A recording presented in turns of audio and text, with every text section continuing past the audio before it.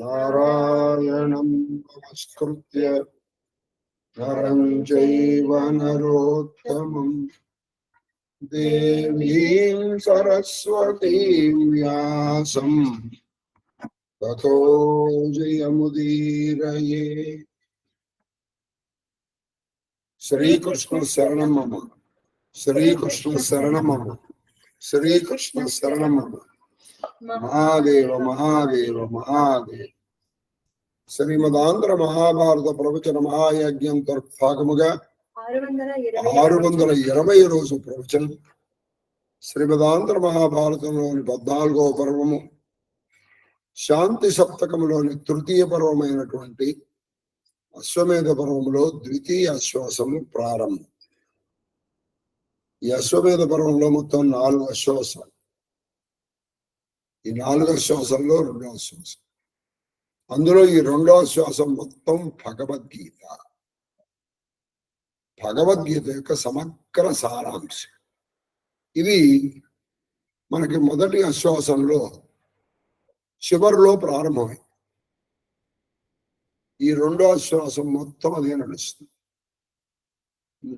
నుంచి భగవద్గీత యొక్క సమగ్ర సారం. అయితే కొంచెం అక్కడేమో ప్రిన్సిపల్స్ చెప్పారు, ఇక్కడ కొన్ని ఇతిహాసాలుగా అంటే ఒక కథలుగా చెప్పారు. ఏది, ఒకళ్ళ ఇంటికి, కశ్యపుడు అనే బ్రాహ్మణి ఇంటికి ఆ సిద్ధుడు రావడం, ఆ సిద్ధుడికి కశ్యపుడికి అయినటువంటి సంవాదము ఆ సిద్ధుడు శ్రీకృష్ణుడికి చెప్పడం, ఇలా. ఇప్పుడు ఇంకొక, కానీ ఇది మాత్రం భగవద్గీతయే. అందుకే అసలు అశ్వమేధ పర్వంలో, అశ్వమేధ యాగంలో సరే వాళ్ళు వెళ్ళి అక్కడి నుంచి డబ్బులు తీసుకోమన్నారు, అది తీసుకొస్తారు. కానీ ఇది చాలా ముఖ్యం. ఇవాళ చెప్పబోయేది చాలా పరమ గంభీరమైనటువంటి, మరి ఎవరు అందుకుంటారో నాకు తెలుసు. అందుకే అసలు అందుకోవడం ఎందుకు వచ్చిందని అసలు రాకుండానే పోయారు, దరిద్రం వెళ్ళిపోయారు. మళ్ళీ ఉంటే అందుకున్నారా అందుకోలేదా అని బాగా వస్తుంది.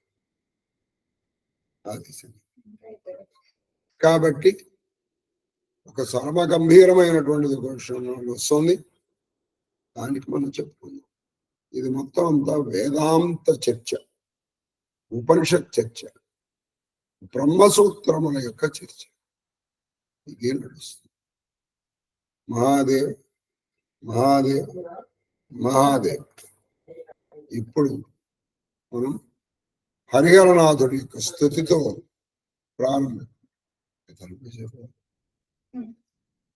హరిహరనాథుడి యొక్క స్థుతితో మనము ఈ అశ్వాసాన్ని ప్రారంభిస్తాం. ఎందుకంటే ప్రతి అశ్వాసం మనకి ముందర హరిహరనాథ స్థుతి జరుగుతుంది కదా, అది సంగతి. కాబట్టి ఇక్కడ మనకి జరుగుతుంది. మహాదేవ్ మహాదేవ్ చెప్పండి. శ్రీ సుఖ నిష్పాదన శ్రీ సుఖ నిష్పాదన శ్రీ సుఖ నిష్పాదన కేళి సుఖ.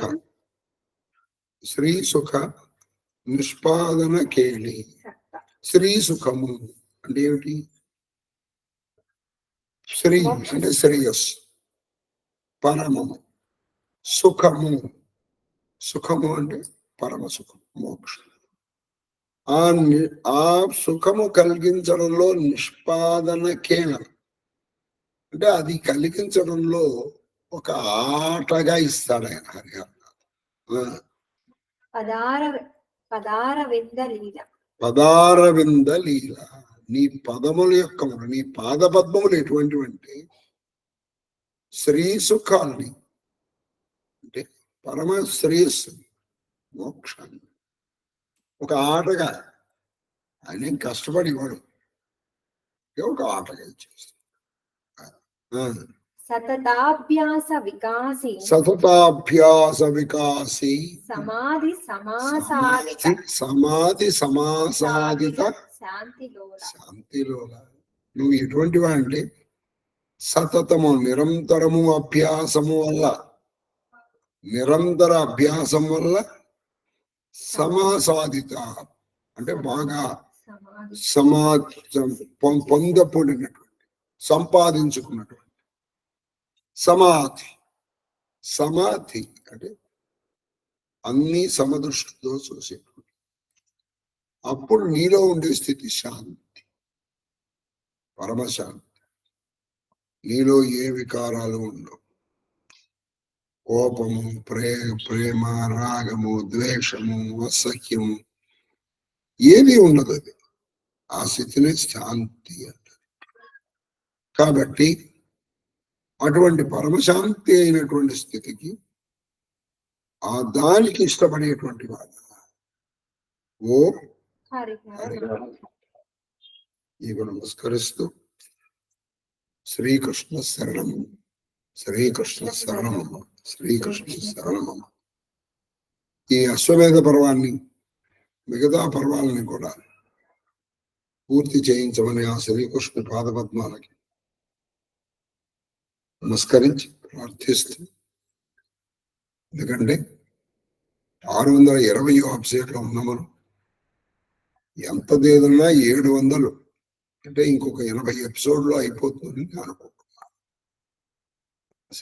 100 ఎపిసోడ్లు కూడా పట్టకపోవచ్చు, తినా ఆశ్చర్యపోవచ్చు. ఎందుకంటే ఇప్పుడు ఈ విందులో మనం ఎక్కువ వెళ్ళాం, రోజుకి 27 కంటే ఎక్కువ వెళ్ళాం. సరే చూద్దాం. మహాదేవ్ మహాదేవ్ మహాదేవ్. మీకు తెలుసు కదా, ఇది ఈ కథని ఎలా చెప్తాడు తిక్కన గారు హరిహరనాథుడికి చెప్పుకున్నట్టుగా ఉంది. తిక్కన గారు హరిహరనాథుడికి చెప్పుకున్నట్టు అది సరే. కాబట్టి ఎలా ఉంటుందంటే వీళ్ళు బ్రాహ్మణ గీతలు వచనం దేవా వైశంపాయనుడు జనమేజయునికి ఇట్లంటే, దేవా ఓ హరిహరనాథ, వైశంపాయనుడు అడిగాడు కదా, ఆ తర్వాత ఈ కృష్ణార్జునులు ఇంకా ఎలా ప్రవర్తించారు దానికి వాళ్ళిద్దరు ఆ అడిగిన జనమేజయుడికి ప్రశ్నకి వైశంపాయనుడు ఇలా అన్నాడు. ఏమన్నారంటే బ్రాహ్మణ గీతలు అంటే బ్రాహ్మణు పలికిన మాటలకి వినడానికి భగవద్గీతలే. ఇవాళ మనం చెప్పబోయేది రాజ విద్య రాజగుహ్య యోగం, అలాగే అక్షర పరబ్రహ్మ యోగం ఎలాగో చాలా శ్రద్ధగా వినవలసినటువంటి దీన్ని ఏం చేశారంటే కథలుగా చెప్పారు. భగవద్గీతల్లో సూత్రప్రాయంగా చెప్పినవి కథలుగా. ఆటలు అట్లు శౌరి పార్థును అంచిత బ్రహ్మ విద్యా ప్రబోధకంబులైనట్టి వినుత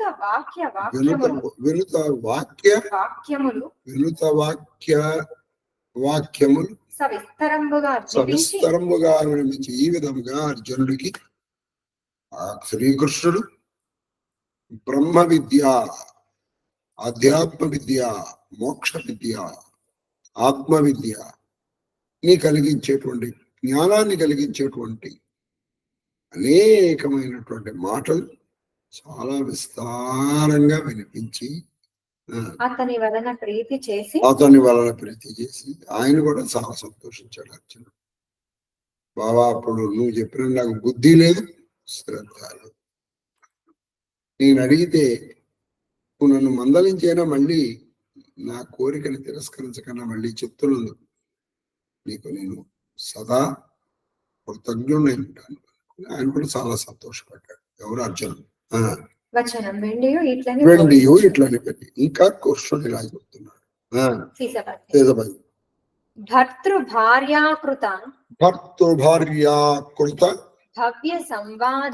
భవ్య సంవాదంబు అభయనామకమునై అతిశయిల్లునట్టి అట్టిది. నాయనా నీకు ఇప్పుడు ఒక విషయం చెప్తా. ఇది ఎవరెవరు మాట్లాడుకున్నారు? ఒక భార్యాభర్తలు మాట్లాడు. ఈ భార్యాభర్తలు మాట్లాడుకున్నటువంటి మాటలని అభయము అనే పేరుతో పిలువబడుతుంది. అభయము అంటే దానికి ఆ పేరు ఇచ్చారు. అదొక ఇతిహాసం. అంటే భార్యకి భర్త కొంత ఆధ్యాత్మ విద్య చెప్తున్నాడు మన భార్యకి.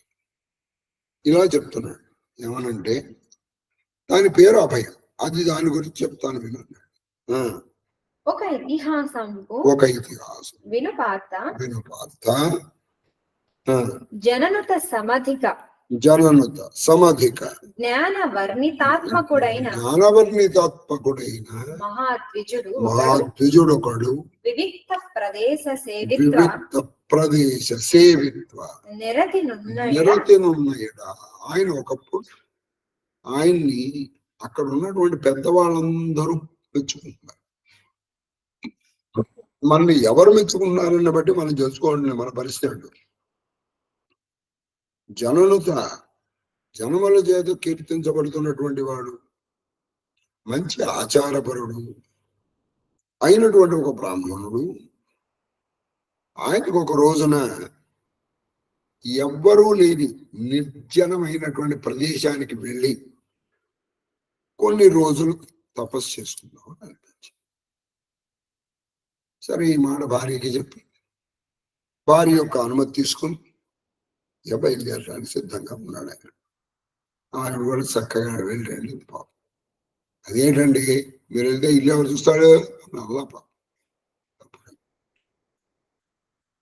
ఎందుకంటే అటువంటి అనుకూలవతి అయినటువంటి భార్య తొలగించడం కూడా ఎన్నో జన్మల పుణ్య ఫలమే. అది ఊరికే వస్తుందా? పని బాట లేదు, ఎప్పుడు దేవుడి ఎదురుకుండా కూర్చుంటావు అని అలా అంటావు. ఇప్పుడు నువ్వు నన్ను వదిలేసిపోతావా? ఇల్లు ఎవడు చూస్తాడు అనుకున్నావు అని అన్న ఆవిడ. అది సరే ఆయన అలా వెళ్ళిపోవటానికి అంటే పర్మనెంట్ కాదు, కొంత వెళ్ళి వస్తాను వెళ్ళాను అని బాబు. సరే ఆ సమయంలో అంటే ఆయన అలా వెళ్ళటానికి సిద్ధంగా ఉన్న సమయంలో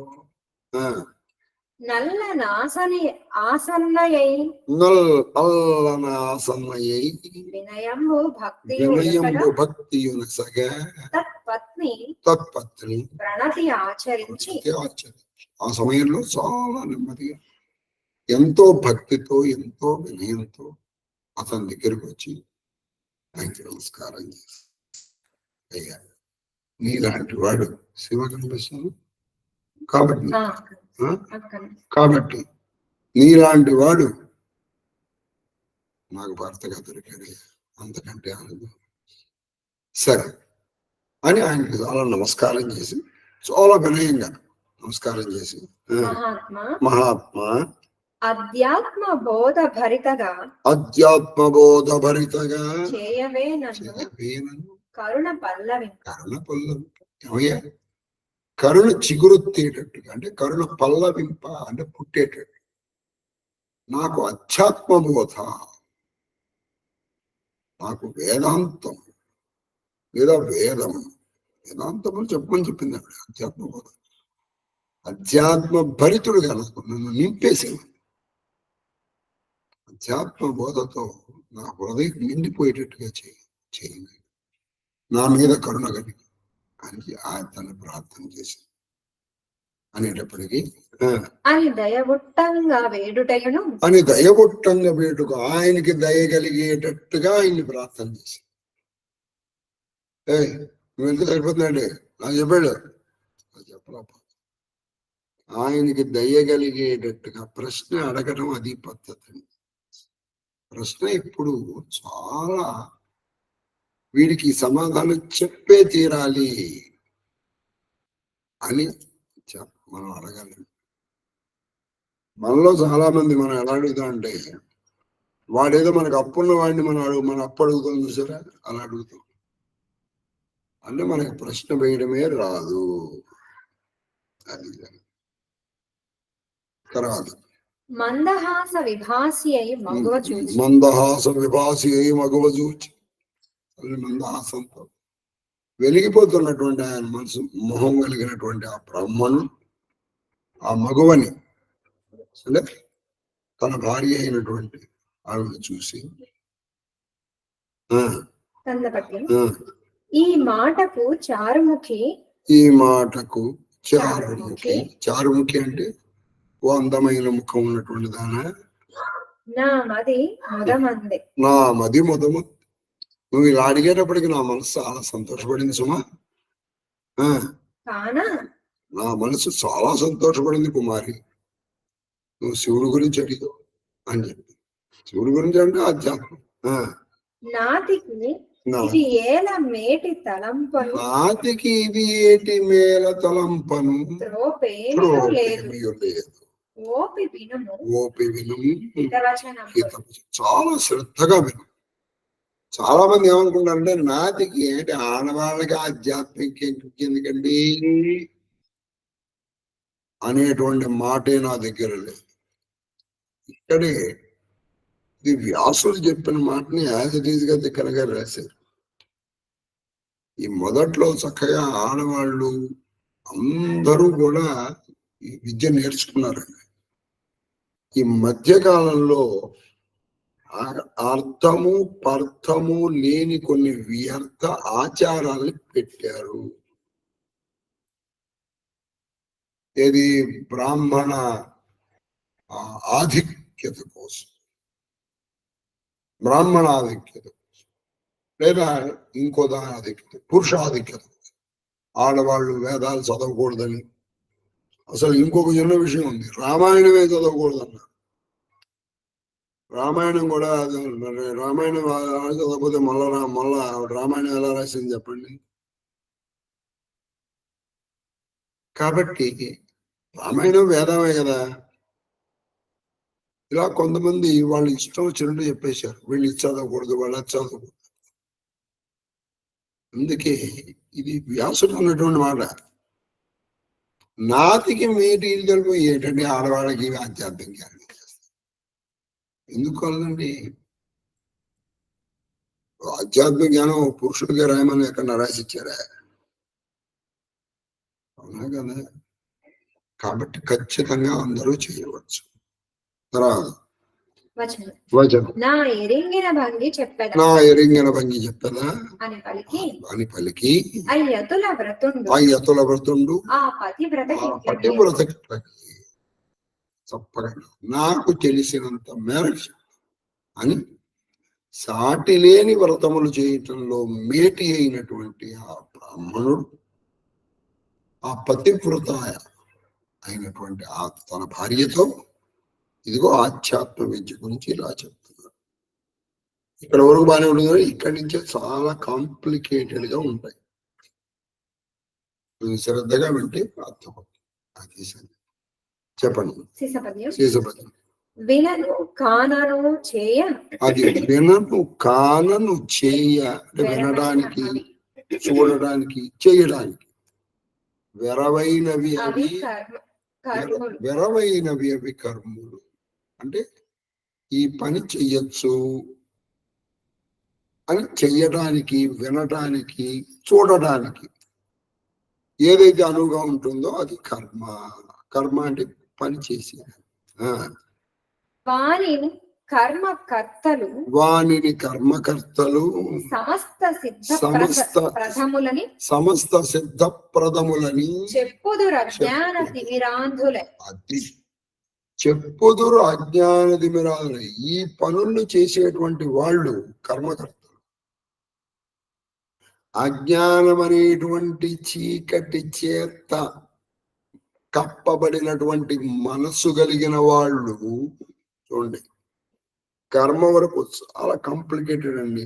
సాధ్యానంత వరకు రిపిటేషన్ లేకుండా చెప్పేస్తాను, ఎందుకంటే మనం ముందరికి వెళ్ళాలి. ఇవి పనులు చెయ్యొచ్చు అని ఎవరన్నా చెప్పగా నువ్వు విన్నావు. కొంతవాళ్ళు చేయగా నువ్వు చూసావు, చేస్తున్నారు. కానీ చేసేవాళ్ళు ఏం చెప్తున్నారంటే అజ్ఞానం అనేటువంటి చీకటితో నిండిన మనసుతో ఈ కర్మలే నీకు సమస్త ఫలములు ఇచ్చేస్తాయి. ఇక్కడ వచ్చింది శ్వాసం. ఇది మొత్తం ఇచ్చేస్తాయి. ఇక్కడ నువ్వు ఈ పని చేయవయ్యా నీకు మోక్షం వచ్చేస్తుంది, తిరుపతి నడిచెక్కే నీకు మోక్షం వచ్చేస్తుంది చేస్తున్నాయి అని వెంకటేశ్వర స్వామి ఇప్పుడు చెప్పలేదు. అరుణగిరి ప్రదక్షిణ చేసి ఇప్పుడు కొత్తగా ఒక సిద్ధాంతం వచ్చేసింది. పౌర్ణమి నాడు అరుణగిరి సిద్ధాంతం చేస్తే కోరికలు అంటే అమావాస్య నాడు మోక్షం, అమావాస్య నాడు జరిగితే మోక్షం వచ్చేస్తుంది. నీకు తజ్ఞానము కలుగుతుంది. జ్ఞానాదపి కైవల్యం వేదం చెప్పేస్తుంది. జ్ఞానముతోనే నీకు కైవల్యము అని. కురుక్షేత్రం వెళ్ళాము, చూసాము, వచ్చేసిన మోక్షం. భగవద్గీతని అటు నుంచి ఇటు ఒకసారి అది వచ్చేస్తున్నా. ఆచరణ పెట్టి జ్ఞానము వస్తేనే కైవల్యము. అందుకే ప్రవచనం. కాబట్టి వీళ్ళు ఏం చేశారు, కొంతమంది కర్మిష్ఠులు, నువ్వు ఈ పని చేశారా, నువ్వు యాగం చేసే చాలు, చండీ యాగం చేసే నీ మోక్షం వచ్చేస్తుంది అని ఎవ్వరూ చెప్పలేరు. పైగా సమస్తము ఇక్కడ ఆ సమస్తం అనే మాటలో నీకు అన్నీ వచ్చేస్తారు. అందుకే తిక్కన గారు కేటగారికల్ గా చెప్పేశారు. వాళ్ళు ఎవరయ్యా అంటే అజ్ఞాన తిమిర, అంటే అజ్ఞానం అనేటువంటి చీకటి వల్ల కళ్ళు కనపడని వాళ్ళు. అది చెప్పండి. కాబట్టి కర్మలు నీకు సమస్తము ఇవ్వవు. నువ్వు భాగవతం చదివి నీకు మోక్షం వచ్చేస్తుంది. ఆలోచన అమ్మా హ్యాండ్ బ్యాగ్ ఏమంటున్నారమ్మా? విను ధీర చిత్త. వీరు ధీర చిత్త అంటే మంచి, ఇక్కడ ధీరం అంటే ధైర్యమైన మనస్సు కలిగినటువంటి ఓ అమ్మాయి, ఓ భార్యమని. చూడండి, భార్యాభర్తలు వచ్చి ఈ డిస్కషన్ జరగాలి. జగమున లేదు నిష్కర్మత్వం. అది జగమున లేదు నిష్కర్మత్వం. ఈ ప్రపంచంలో ఏ పని చేయకుండా నువ్వు ఉండలేవు. నిష్కర్మ అనేటువంటిది లేదు, చేసి తీరాలి. తర్వాత ఎందేని కలిగిన మౌఖ్యముగా దాని ఎక్కడన్నా ఉంటే దాన్ని మూర్ఖులు చేసే పని. ఏమిట్రా పని పాట లేకుండా అలా కూర్చుంటో అంటారు. పని పాట దాన్ని మూఢులు చేసే పనిగా నిర్ణయించేసారు.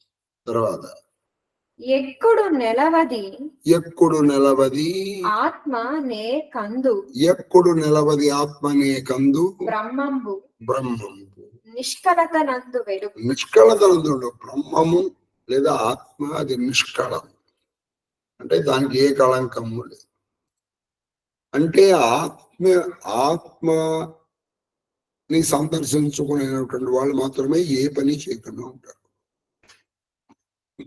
వాళ్ళు అలా కూర్చుంటాడు, వాడు జపం చేయడు. తనలో తను దర్శించటానికి ధ్యానం నుంచి వెళ్ళిపోయి అలా ఉంటాడు. మళ్ళీ మీరు జపం చేస్తున్నారంటే కర్మది, ధ్యానము కర్మ. కాబట్టి అలా ఏం చేస్తాడు, తనలో తను అలా తను చూసుకుంటూ ఉంటాడు, తనలో తన నాదాన్ని వింటూ ఉంటాడు. దానికే ప్రయత్నం చేస్తాడు. అటువంటిది వాళ్ళు నైష్కర్మీలు, అంటే ఏ కర్మ చేయనటువంటి. కాబట్టి వాడు చేశాడు కదా, నువ్వు కూర్చుని అంటే వాడు కూర్చున్నాడంటే ఆయనకి ఏం అక్కర్లేదు, ఆయనకి తిండి అక్కర్లేదు, తిప్పలక్కర్లేదు. మరి నువ్వు అలా ఉందా, మరి నువ్వేదో టాబ్లెట్ తీసుకోవాలి, తిండి తినాలి. కాబట్టి ఇందులో నువ్వు ఉన్నప్పుడు కర్మ చేసి తీరవలసిందే. అందుకే భగవద్గీతలో చెప్పారు, కర్మ తప్పించుకోలేవు, అందుకని చేసినప్పుడు ఏం చేస్తావు, కర్మని చేయడం నువ్వు తప్పించుకోలేవు, కర్మ ఫలాన్ని వదిలేసి. అందుకే కర్మణ్యేవాధికారస్తే, దాని ఫలాన్ని గురించి నువ్వు ఊహించుకోవద్దు. నీ పని చేసావు, డూ యువర్ డ్యూటీ.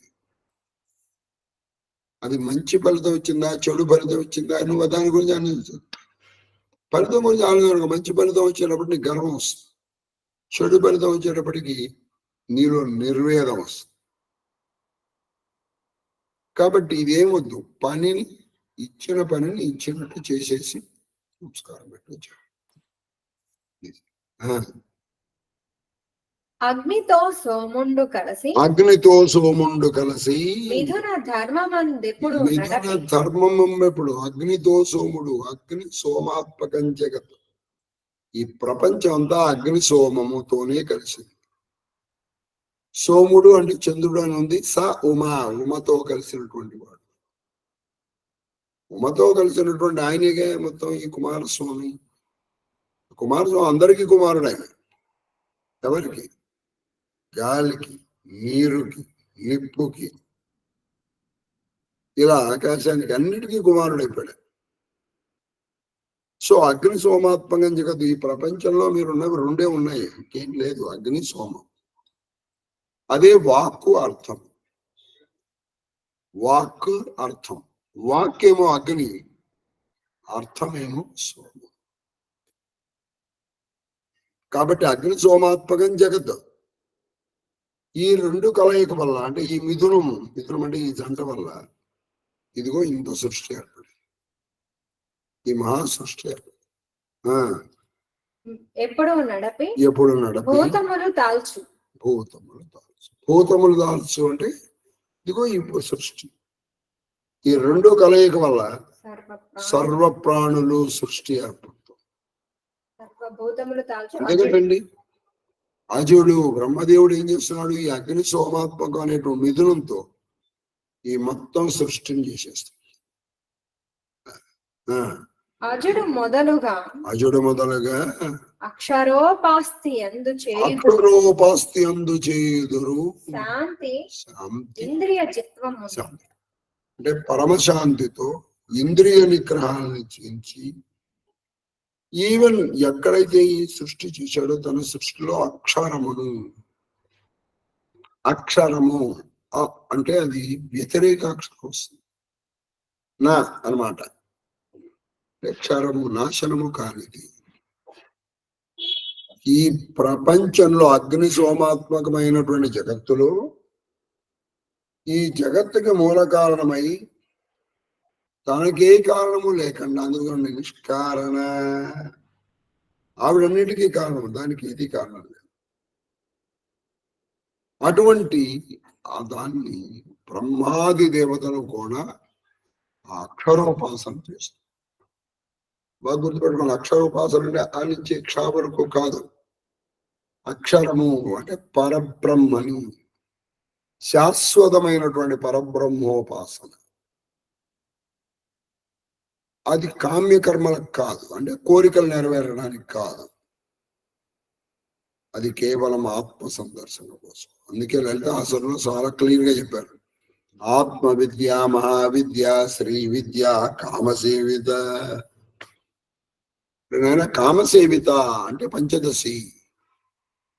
ఈ పంచదశి మన్మధుడి చేత ఆచరింపబడినటువంటి విద్య అని కదా. నేను అదేదో దీనికి అనుకోమాక, అది ఆత్మ విద్య, అది మహావిద్య, అదే శ్రీ విద్య.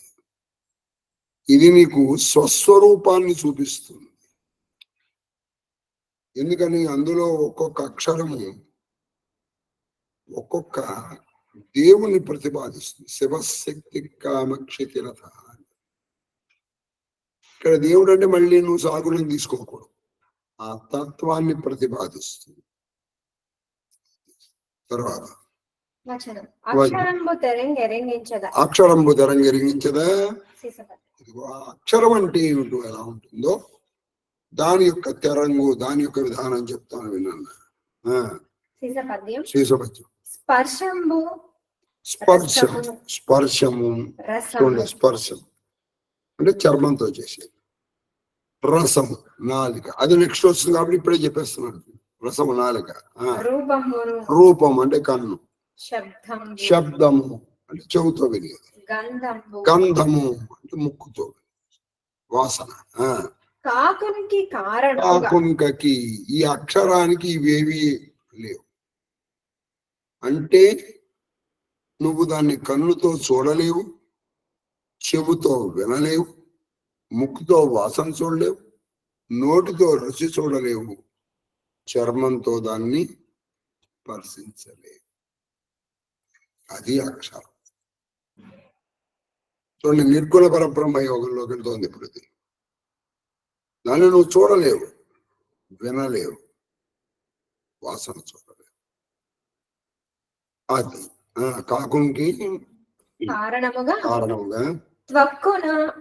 చూడండి, ఇప్పుడు నేను ఆల్రెడీ చెప్పేశాను. అది నువ్వు చూడలేవు కాబట్టి నీ చర్మంతో దాన్ని స్పర్శించాలి. జిహ్వ నాలుకతో దాన్ని దాని యొక్క రుచి చూడలేవు. నేత్రమున దాన్ని కనుక్కోలేవు. శ్రోత్రమున దాన్ని వినలేవు. ఘ్రాణమున దాని గంధము, దాని వాసన చూడలేదు. క్రమాలంకారం అంటే అదే రాయల్లో రాయాలి. మనకి చెప్పడానికి దాని తేలిక, టంగు నారాలు తెగుతాయి దాన్ని రాయాలంటే. తర్వాత పరిగ్రహ విధానం ఆచరించుటకు లోనై ఉండదు. ఏదత్వం ఈ అక్షర పరబ్రహ్మాన్ని నీ జ్ఞానేంద్రియములతో నువ్వు తెలుసుకోలేవు. అప్రాప్య మనసుతో కూడా దాని గురించి కాబట్టి నువ్వు కంటితో చూడలేవు, చెవుతో వినలేవు, నాలుకతో నువ్వు చూడలేవు. మన దౌర్భాగ్యం ఏంటంటే ఏదైనా తెలుసుకోవాలంటే నీకు ఐదుడితోనే, లేదా అప్పుడప్పుడు మనస్సు. ఈ ఐదుటికి అందరినీ ఏదైనా ఉంటే మనసు, కానీ నువ్వు ఆ మనసుతో కూడా దాన్ని ఊహించలేవు. అది అక్షరము.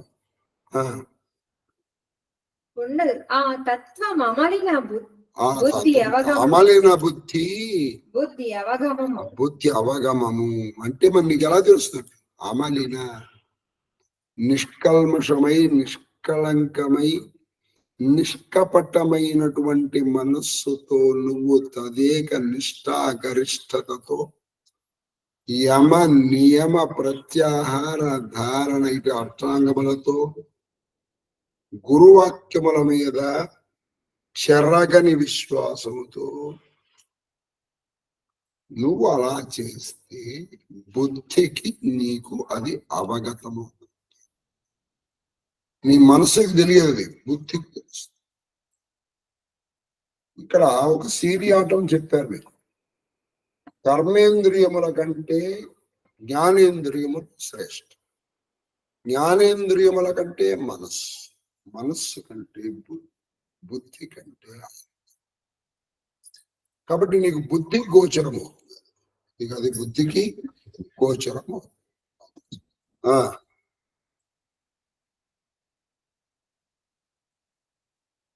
దానిని ప్రాపించు ప్రాణాది పంచవాయువులను.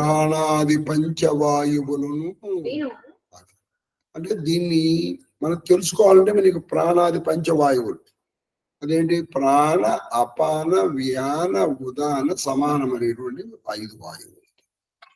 అంటే యోగాభ్యాసంతో, ప్రాణాయామంతో తెలుసుకోగలవు. అంటే అది ఎలా ఉంటుంది నీకు తెలీదు, కానీ నెమ్మదిగా నువ్వు దాన్ని ఒక మార్గం అన్నమాట. వీను దాని వలన వర్తనము పొందు. అందు ప్రాణం నువ్వేం చేస్తుంది? ఈ ప్రపంచమంతా ఈ 5 ప్రాణాల్లో ఏది? బుద్ధి, ఆత్మ అన్ని మళ్ళీ తిరిగి అందులోనే కలిసి అందులోనే కలిసిపో. అయితే ప్రాణంబు అపానమునను అది ఎలా కలిసిపోతుంది? ప్రాణం అపానంలో కలిసిపోతుంది. సమాన నామక వ్యాన మధ్యమున నడచు. సమానం వ్యానంతో కలిసిపోతుంది.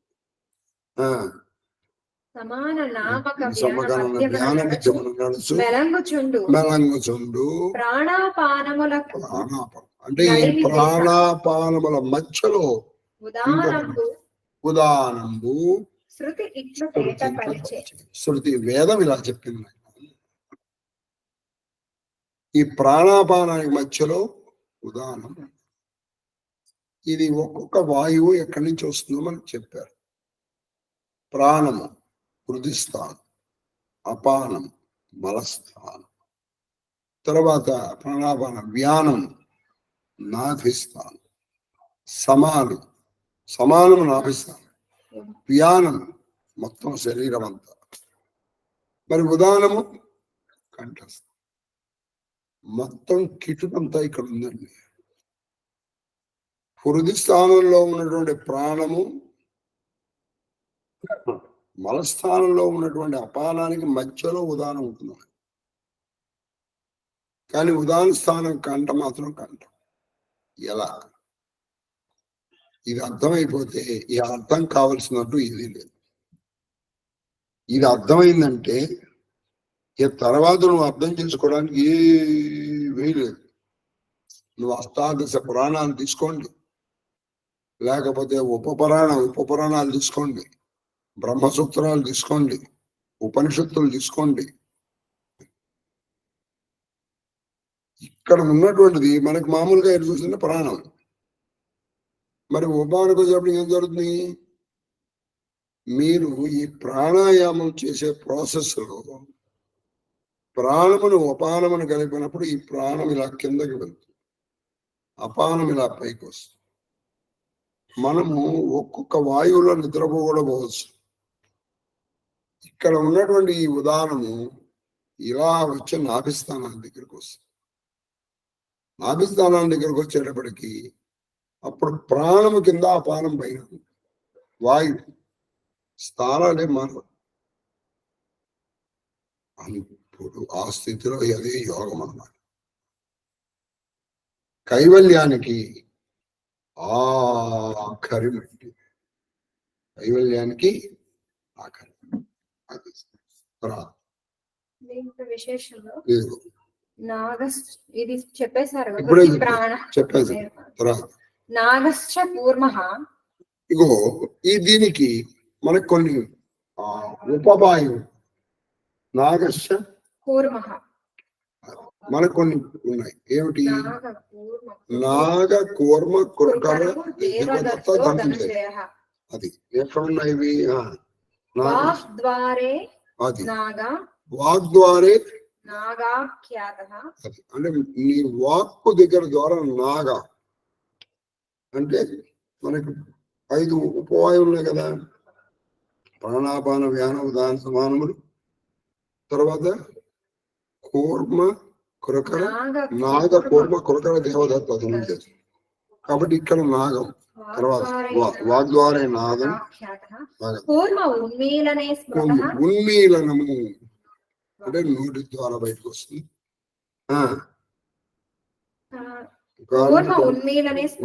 స్మృత కంటి రెప్పలు,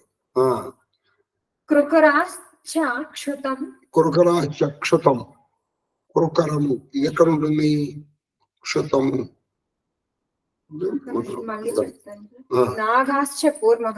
నాగాశ్చ కూర్మః కురుకరో దేవదత్త ధనంజయ వాగ్ద్వారే నాగాఖ్యాతః కూర్మే ఉన్మీలన స్థితః కురుకరాశ్చక్షుతం జ్ఞేయం. అది కురుకరం అనేటువంటిది క్షుతం అని వస్తుందంటే కురుకర వాయు వల్లే. దేవదత్త విజృంభణి అంటే విజృంభణ. నా జాహతి మృతం వాపి సర్వవ్యాపి ధనంజయః. ఈ మొత్తం శరీరంలో వ్యాపించి ఉంటుంది. ఏది? ధనంజయ. అది ఎప్పుడు ఉంటుంది? చనిపోయిన తర్వాత కోరం ఉంటుంది. మనిషి శరీరం చనిపోగానే 9 వాయువులు శరీరంలో చెడిపోతాయి, కానీ ధనంజయ వాయువు మాత్రం ఉంటుంది. అది ఉండి ఏం చేస్తుంది? శరీరాన్ని నెమ్మదిగా క్షీణింపజేస్తుంది. అందుకే క్షీణింపుతుంది, స్కెలిటన్ అయిపోతుంది. అంటే మనం వీడికి అంత్యేష్టి చేయకపోయినా పాపం అది చేసేసుకున్నాడు, ఎముకలు వదిలేస్తుంది, మొత్తం అంతా అయిపోయిన తర్వాత అది కూడా వెళ్ళిపోతుంది. నువ్వు మామూలుగా అంత్యేష్టి చేసావు అనుకో, ఎప్పుడైతే కపాల మోక్షం అయిపోయిందో అది బయటకు వచ్చేస్తుంది. ఇది తర్వాత జ్ఞేయం దేవదత్త విజృంభణ. జ్ఞేయం అంటే ఆవులింత అదే. కందపద్యం. ఆ, నెలకొని ఇప్పుడు ఇంకోటి చెప్తున్నారు. ఆ, ప్రాణాపానంబుల పురుషుడు నెలకొని ప్రాణాపానముల పురుషుడు సుప్తుడైన సుప్తుడు. అంటే ప్రాణములో అపానములో గాని మనిషి నిద్రపోతే కొలతి ఓ అమ్మాయి విలీనంబులకు విలీనంబులకు సమాన సమాన వ్యానంబులు వ్యానంబులు యోగులు సంశయము కొందరు దీని. ఎప్పుడైతే మనిషి ప్రాణాపానములందు నిద్రపోతాడో అంటే వాడు నిద్రించినప్పుడు ఈ ప్రాణాపాన వ్యాయములు రెండు వాటి పని అవి చేసుకుంటూ అప్పుడు వ్యానము సమానము రెండు కలిసిపోతాయి. ఇందులో యోగులకి సంశయం ఉండదు. అదే యోగాభ్యాసం చేసి నువ్వు ఉదాహరణలో నిద్రపోవడం ప్రారంభించావు అనుకో, దాన్నే యోగ నిద్ర అంటారు. కందపద్యం. విను తెలియంగా ఉదానంబున సుప్తుండైన అది ఉదానమున సుప్తుండైన ఉదానముతో వాయువు అప్పుడు సుప్తుడైతే ప్రాణము అపానంబున వనజని బలోచన పురుషుని విడవవు యోగజనుల చూపిట్లుండు. యోగజనులు ఇక్కడ ఉదాహరణ దాన్ని యోగ నిద్ర. యోగజనులు పరిస్థితి అంటే అక్కడ ఉన్నారనుకోండి, అప్పుడు ప్రాణాపానాలు మనుషుల్లోంచి వదిలిపెట్టిపో అంటే వాడు సమాధి స్థితిలో ఉంటాడు. ఊపిరి తీసుకోడు, శ్వాసలు ఉండవు, కానీ జీవం ఉంటుంది అందులో. ఎందుకని ఆయన ఉదాహరణలో దాన్ని ఆపేశాడు. ఇక్కడ మనకు అర్థం కావడం కూడా సుప్తుడు నిద్రపోతున్నాను కానీ నిద్ర కాదు, అక్కడ దాన్ని ఆపేశాడు. తర్వాత ఘట్టం అంతర్యాగ ప్రకారంబు నిరూపించి చెప్పుట. ఈ బ్రాహ్మణుడు తన బ్రాహ్మణికి అంటే తన భార్య అయినటువంటి ఆవిడకి అంతర్యాగం గురించి చెప్తున్నాడు. చెప్పండి. ఈ వాయువులేను చూడండి, బాగా గుర్తుపెట్టుకోండి. ఈ వాయువులు 5 అంటే ప్రాణ అపాన వ్యాన ఉదాన సమానములు. మనంబు మనస్సు బుద్ధి 7 కలిసి వైశ్వానరునకు జిహ్వలు. వైశ్వానుడు అంటే అగ్ని. సప్త జిహ్వా అని ఆయన పేరుంది. ఈ వైశ్వానుడు ఎక్కడ ఉంటాడు? నీలో ఉంటాడు. నీలో అంటే ప్రతి ప్రాణిలో అహం వైశ్వానరో భూత్వా ప్రాణినాం దేహమాశ్రిత ప్రాణాపాన సమాయుక్త పచామ్యన్నం చతుర్వేద భగవద్గీత పురుషోత్తమ ప్రాప్తి యోగం.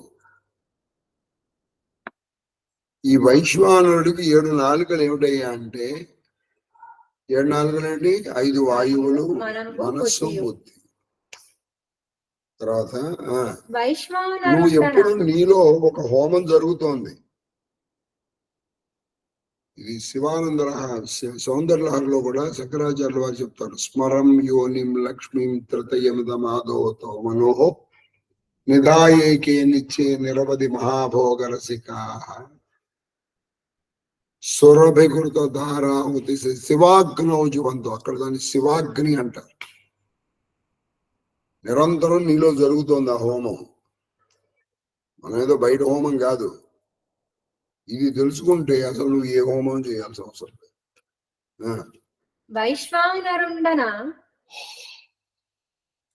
వైశ్వానరుండన ప్రాణుల దేహంబులందు అగ్ని రూపము. అది ప్రాణులు దేహములందు అగ్ని రూపమున వెలుగుచున్న ఆత్ముడు. వైశ్వానుడు అంటే ఎవరు? ప్రాణులందరిలో అగ్ని రూపంలో ఉండేటువంటి ఆత్మ. అది ఉంది కాబట్టి నువ్వు తిన్నది జీర్ణం అవుతుంది. నువ్వు నీ బాడీ రియాక్ట్ అవుతుంది అన్నమాట. కాబట్టి ఆ వైశ్వానుడు అంటే నీలో ఉన్న ఆత్మ. ఆయనకి 7 నాలుకలు. అవి ఏవో కావు. దీని 5 ప్రాణాలు, 5 వాయువులు, మనస్సు, బుద్ధి. ఇక్కడ మళ్ళీ చెప్తున్నారు. మళ్ళీ వీటికి ఉన్న లక్షణాలు ఏమిటి? ఉన్నాయి. గ్రేయము అంటే వాసన చూసేది, భక్ష్యము తినేది. ఏది తింటుందో నీకు తెలుసు కదా. వాసన భక్ష్యము దృశ్యము దృశ్యము కన్ను, స్పృశ్యమును స్పృశ్యము చర్మము, శ్రావ్యమును శ్రావ్యము చేయబోయే, మంతవ్యమును మంతవ్యము అంటే మనసు ఆలోచించు, బోద్ధవ్యం అంటే బుద్ధి. ఈ ఏడిటిని అగు ఈ సప్త ఈ అడుగు ఈ సమితలు సప్త సఖ్య సమలు ఇవి నీ దగ్గర 7 సంఖ్యలు ఉన్నాయి. ఈ ఏడిటిని ఎప్పుడు ఆయనలో వేసేయి. ఆలోచించేది నేను కాదు, నువ్వు ఎలా నడిపిస్తే నేను ఆలోచించు. అలాగే నువ్వు తినేది నేను కాదు, తినేది నేను కాదు, నేను తింటున్నాను అనుకుంటా తిండి. నువ్వు తినేది నువ్వు కాదు, వినేది నువ్వు కాదు, అనేది నువ్వు కాదు. ఇదంతా భగవన్ లీల అని ఎప్పటికప్పుడు చేసుకున్నాడు. ఎప్పుడు నువ్వు హోమం చేస్తున్నట్టే అదే చెప్తున్నాడు. ఇది అంతర్యాగం, ఇది అంతర్యాగం. ఘ్రాతయు ఘ్రాత అంటే ముక్కు, భక్షతయు నోరు, ద్రష్టయు ద్రష్ట కన్ను, పృష్ఠ చర్మం, శ్రోత చెవు, మంతయు మనస్సు, బోద్ధయు బుద్ధి. ఆయన ఏడుగురును వరుసన గ్రేయాదులైన హవిస్సులేడింటిని వేల్చు. వీళ్ళు ఎవరంటే ఋత్విక్కులు. ఎవరయ్యా ఋత్విక్కులు? నువ్వు ఈ ముక్కు కన్ను చెవు నోరు చర్మం ఇవే ఋత్విక్కులు, మనస్సు బుద్ధి. వీళ్ళు ఏమి రుస్తారు? కన్ను చూసేది, అది తను చూసినంతా శివార్పణం శివార్పణం శివార్పణం. ఈ చర్మం ఏది అనుభవించినా శివార్పణం శివార్పణం శివార్పణం. అప్పుడు నీకు దాంట్లో ఏ సంబంధం ఉండదు. నోరు ఏదైనా శివార్పణం శివార్పణం శివార్పణం. ఋత్విజ్ ఏం చేస్తాడండి? వీటిని తీసుకెళ్లి సమిధంలో వేస్తూ ఉంటాడు. కాబట్టి నీ లోపల ఉన్నటువంటి అగ్నిలో వేసేస్తుంది. అదే ఎప్పటికప్పుడు. ఇది సప్తహోత్ర విధాన ప్రకారము. ఇది ఒక పద్ధతి. మనలో ఇంకొక హోమం జరుగుతుంది. ఇది 7 రకాల దుర్తిక్కులు, 7 రకాల సమిధల్ని నిరంతరం ఆ వైశ్వానరుల్లో వేస్తుంది. తర్వాత వైశ్వానరు వదనంబులు 10. ఇప్పుడు ఇంకోటి చెప్తున్నారు. ఇందాక వైశ్వానరుడి ముఖాలు 4 ఏళ్ళు, కానీ ఇప్పుడు వైశ్వానుడికి ముఖాలు 10. ఏమిటయ్యా 10? దిక్కులన్నీ కలిపి ఒకటే ముఖం. తర్వాత వాయువు, సూర్య, చంద్ర, పృథివీ, పావక అంటే అగ్ని, పావకుడు అంటే అగ్ని, శక్ర అంటే ఇంద్రుడు, విష్ణువు, ప్రజాపతి అంటే బ్రహ్మ, మిత్రుడు అంటే ఈయన కూడా ఒక విధమైన సూర్యుడే. ఈ 10 వైశ్వానుడి యొక్క ముఖాలు. చూడండి, శబ్ద స్పర్శ రూప రసగంధ వక్త వ్యకర్త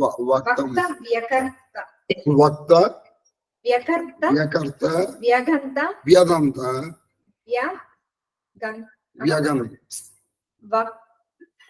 వక్తవ్య కర్తవ్య గంతవ్య మంతవ్య విసర్గానందములు హవిస్సు అంటే వక్తవ్యం, మాట్లాడేది, వినేది, అనేది. కర్తవ్యం నేను చేసేది ప్రతి సర్వం శ్రీకృష్ణ చరణాలు అయిపోయింది, హోమం అయిపోయింది.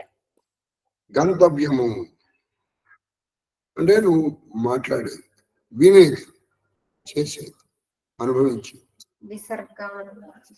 నువ్వు ఏదైనా అనుభవించు, ఎవరికి ఆయన సమర్పణ చేసి. కాబట్టి నీకు ఏ విధమైన ఇది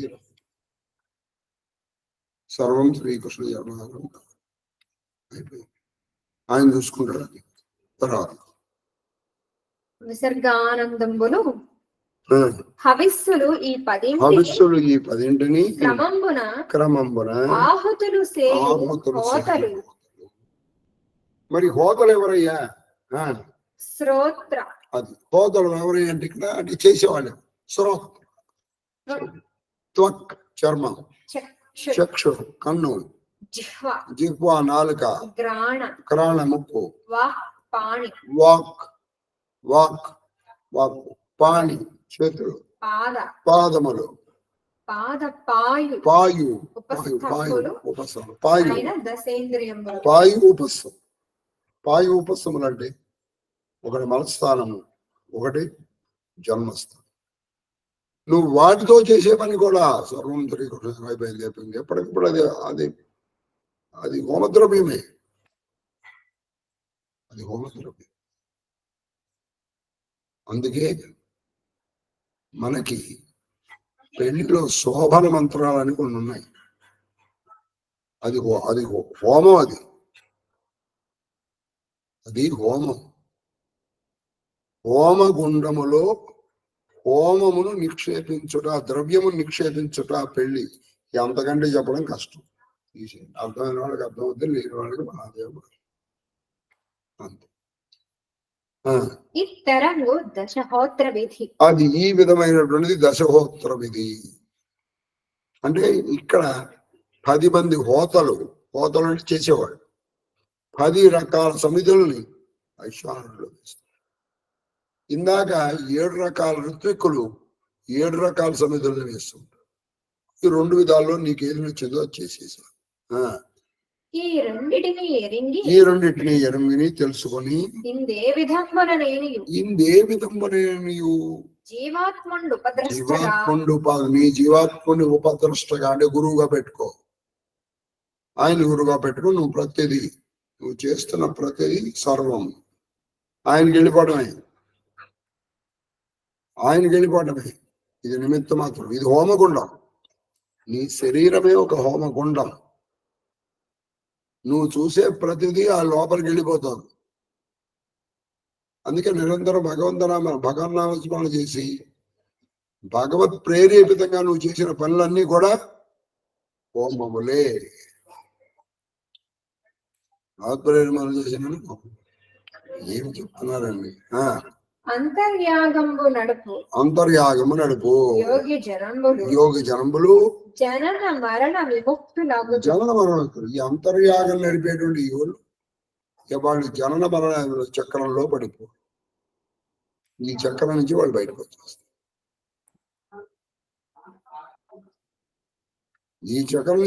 వచ్చేస్తారు. బహిర్యజ్ఞ పరులు గమనాగమన భ్రమణంబులం. అది గమనాగమనములు. ఇక బహిర్యజ్ఞం అలాగే పూజ చేశాను, నేను ఇన్ని పూలు వేసాను, నేను ఇంత గంధం పూసాను, నేను ఇంత నెయ్యేసాను, ఇలా చేసామనుకో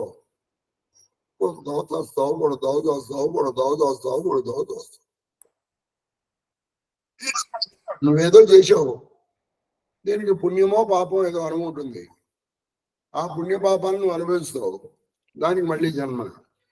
మళ్ళీ పుట్టాలిగా. పుట్టామంటే చావాలిగా. కదండి. అందుకని అంతర్యాగం చాలు. చక్రార్చనలో కూడా అంతర్యాగం అని ఉంది. యాదేవి సర్వభూతేషు అని. అంటే నీలో ఉన్న వాళ్ళని, ఇప్పుడు సప్తశతిలో కూడా నీలో ఉన్న వాళ్ళని చూసుకోవడమే. యాదేవి సర్వేషు బుద్ధి రూపేణ చంపుతా, నిద్రారూపేణ చంపుతా. నువ్వు నిద్రపోతున్నావు. నిద్రపోతున్నటువంటి నీలో అప్పుడు చూడు. నీకు ఆకలేసింది అప్పుడు చూడు. మనకు బాగా అలవాటైంది అంటే బయట చూడటం అలవాటై లోపల మనకి తెలియట్లే. తెలుసుకునే ప్రయత్నం కూడా మనం చేయట్లే. అది చేసావా నువ్వు ఈ జనన మరణ చక్రాల నుంచి బయటపడి అని చెప్పి చెప్పి వెండి అది కూడా చెప్పాను కదా. అహం వైశ్వానరో భూత్వా ప్రాణినాం దేహమాశ్రిత ప్రాణాపాన సమాయుక్త పచామ్యం చతుర్విధం. తర్వాత విను ప్రణవాధిక రూపత్వ నిరూఢి.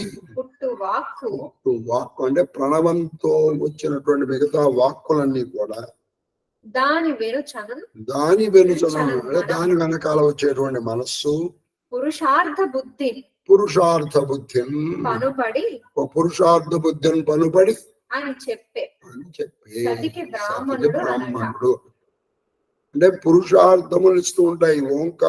ఓంకారము తర్వాత వచ్చినటువంటి మంత్రాలు. పురుషార్థములు అనేవి ధర్మ అర్థ కామం.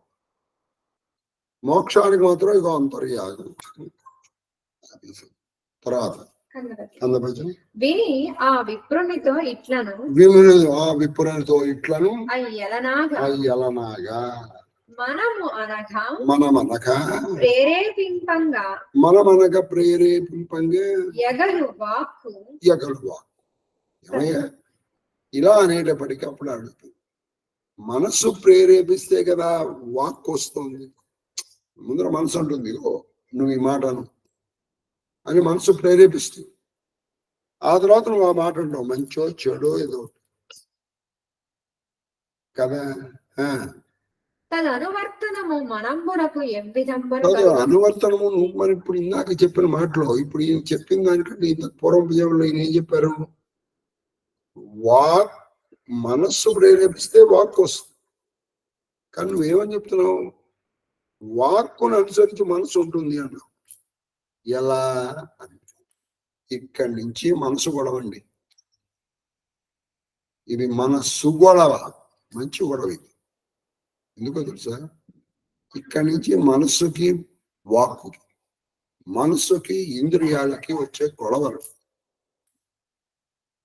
మీరు మన మనస్సును మనం అర్థం చేసుకుంటే మొత్తం ప్రపంచం అర్థమైనట్టే. మనస్సు ప్రేరేపిస్తే కదా వాక్కు వచ్చేది. కానీ ఇప్పుడు మీరు చెప్పడం మాత్రం వాక్కుని అనుసరించి మనసు ఉంటుందన్న. ఎలా అంటే కలుగు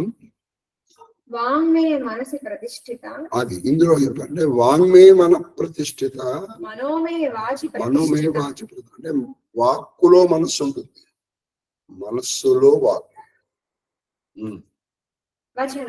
అనవుడు అతండు అనేటప్పటికి అప్పుడు ఏం చెప్పాడంటే ఆయన మనసు ఉదాన వాయువును అది మనస్సు ఉదాన వాయువును మానిని కూడి వెలార్చు వాక్కు. అది మనస్సు ఉదాన వాయువుతో కూడి అంటే కలిసి వెలార్చు అంటే వాక్కుని బయటకు తీసుకొస్తుంది. ఉదాన వాయువు అంటే ఉదాన వాయువు ఎక్కడి నుంచి వస్తుంది? కంఠం. ఇక్కడి నుంచిగా మాట్లాడవలసింది. ఈ మనసు అక్కడి నుంచి వచ్చి వాక్కుని బయటికి తీసుకొస్తుంది. ఆత్మని వలన భగవద్వచనమున జనతానుభవంబు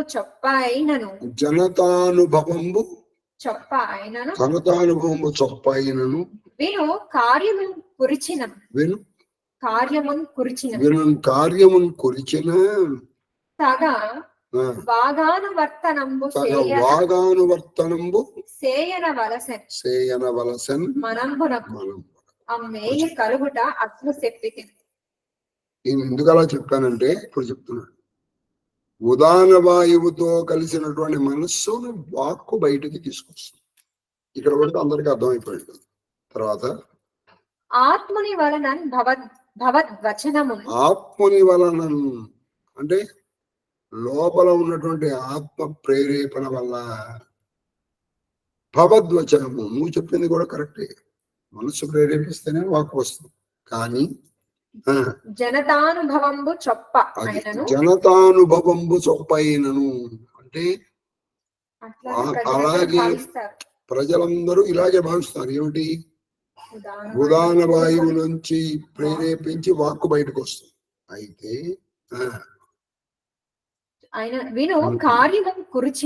కార్యము కురిచిన అంటే ఒక కార్యాన్ని గురించి అంటే ఒక పని గురించి ప్రవర్తించాల్సి వచ్చినప్పుడు ఒక పని చేయాల్సి వచ్చినప్పుడు వాక్కుని మనసు అనుసరిస్తుంది. అంటే కొన్ని సందర్భాల్లో మనస్సుని వాక్కు అనుసరిస్తుంది, ఇంకొన్ని సందర్భాల్లో వాక్కుని మనస్సు దాన్ని వాగానువర్తం అనమాట.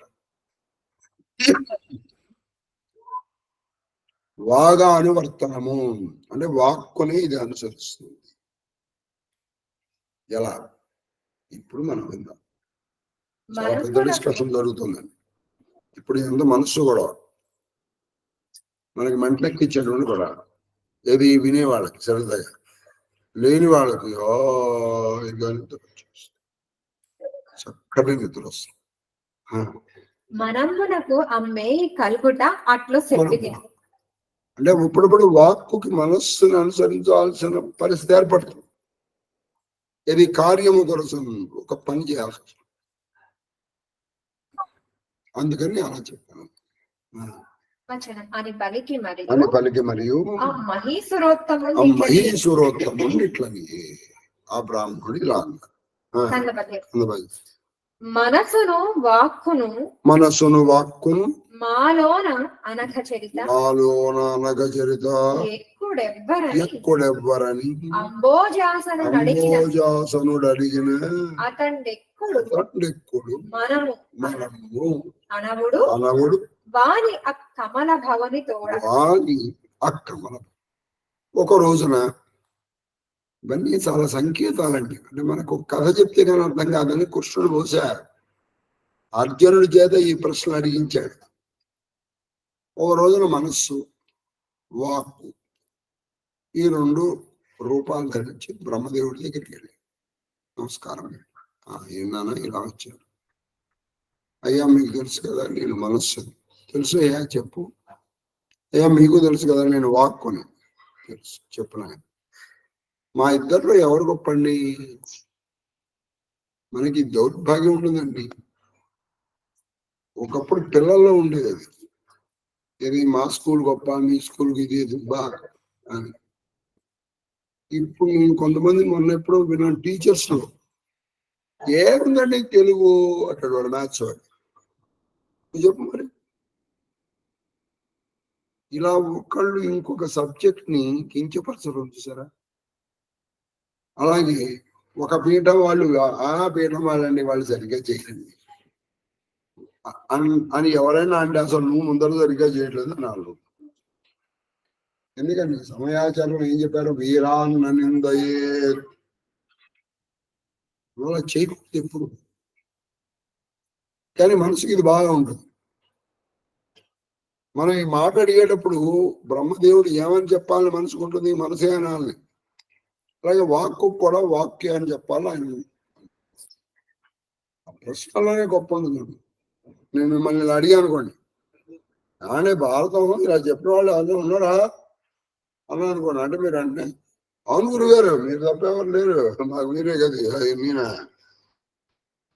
నాకంటే చెప్పగలను నేను తప్ప ప్రతివాడు దీనికంటే బాగా చెప్పాను. నేను ఏమాత్రము భేషజం లేకుండా సిగ్గు లేకుండా చెప్పుకుంటున్నటువంటి మాట.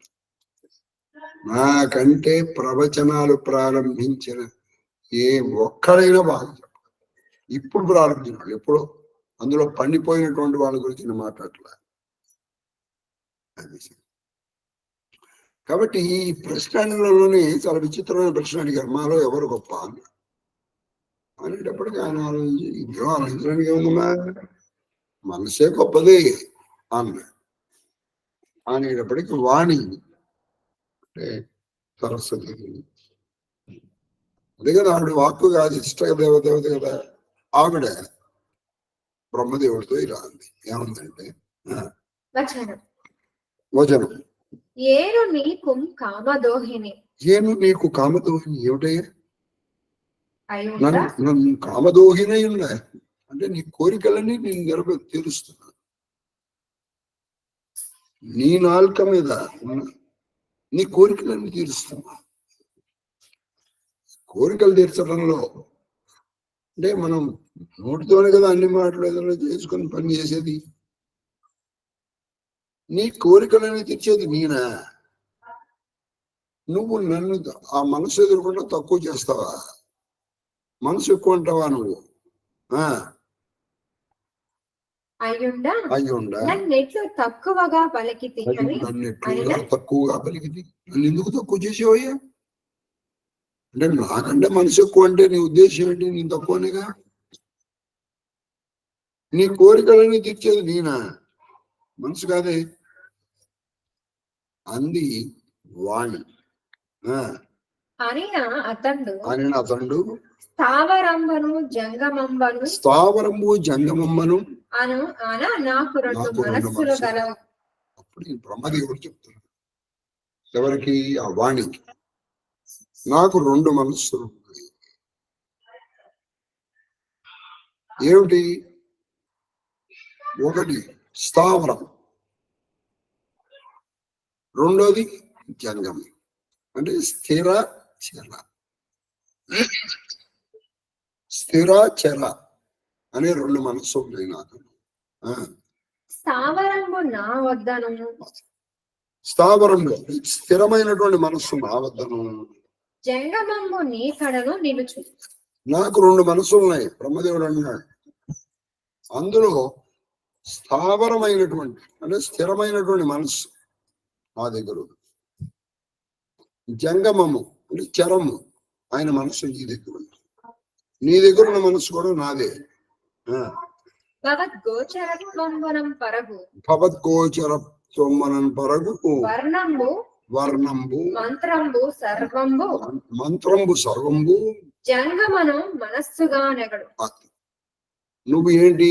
భవద్గోచరత్వం అంటే నువ్వు ఎక్కడైతే గోచరత్వం తెలియబడతావో, వర్ణము, వర్ణము అంటే అక్షరం, మంత్రం అంటే అక్షరాలు, తర్వాత మంత్రాలు, ఇవన్నీ కూడా స్వరము. అంటే స్వరం అంటే ఇప్పుడు మనం ఏదైనా వేదం చెప్పేటప్పుడు ఉదాత్తము, అనుదాత్తము, దీర్ఘస్వరితము, ప్లుతము అని ఉంటుంది. యజ్ఞాయ అని. కాబట్టి ఈ మంత్రము, స్వరము, అక్షరము జంగం నా చర మనస్సుగా తెలుసు. అదే కదండి సరస్వతి. కాబట్టి అక్షర రూపమైనటువంటి, అక్షర రూపం అంటే ఇక్కడ మళ్ళీ ఆ నాశనం కానీ ఆ పరతత్వం కాదు. మీకు కావాలంటే మళ్ళీ ఆల్ఫాబెట్స్, ఈ మంత్రాలు, ఈ స్వరాలు, ఈ ఇప్పుడు మనకు కనబడేటువంటి ఆల్ఫాబెట్స్, ఇవన్నీ బ్రహ్మదేవుడి యొక్క చర మనస్సు. చరము అంటే కదులుతున్న మనస్సు. ఆయన దగ్గర ఒక మనస్సు ఉంది, స్థావరం, అది స్థిరంగా ఉంది, అది ఆయన దగ్గరే ఉంది, బ్రహ్మదేవుడి దగ్గర. దానికంటే నీవెక్కుడు, దానికంటే నీవెక్కుడు, నీకంటే ఎక్కుడు, నీకంటే ఎక్కుడు స్థావర మనస్సు. ఇప్పుడు నువ్వు ఎలా బయటపడతావు?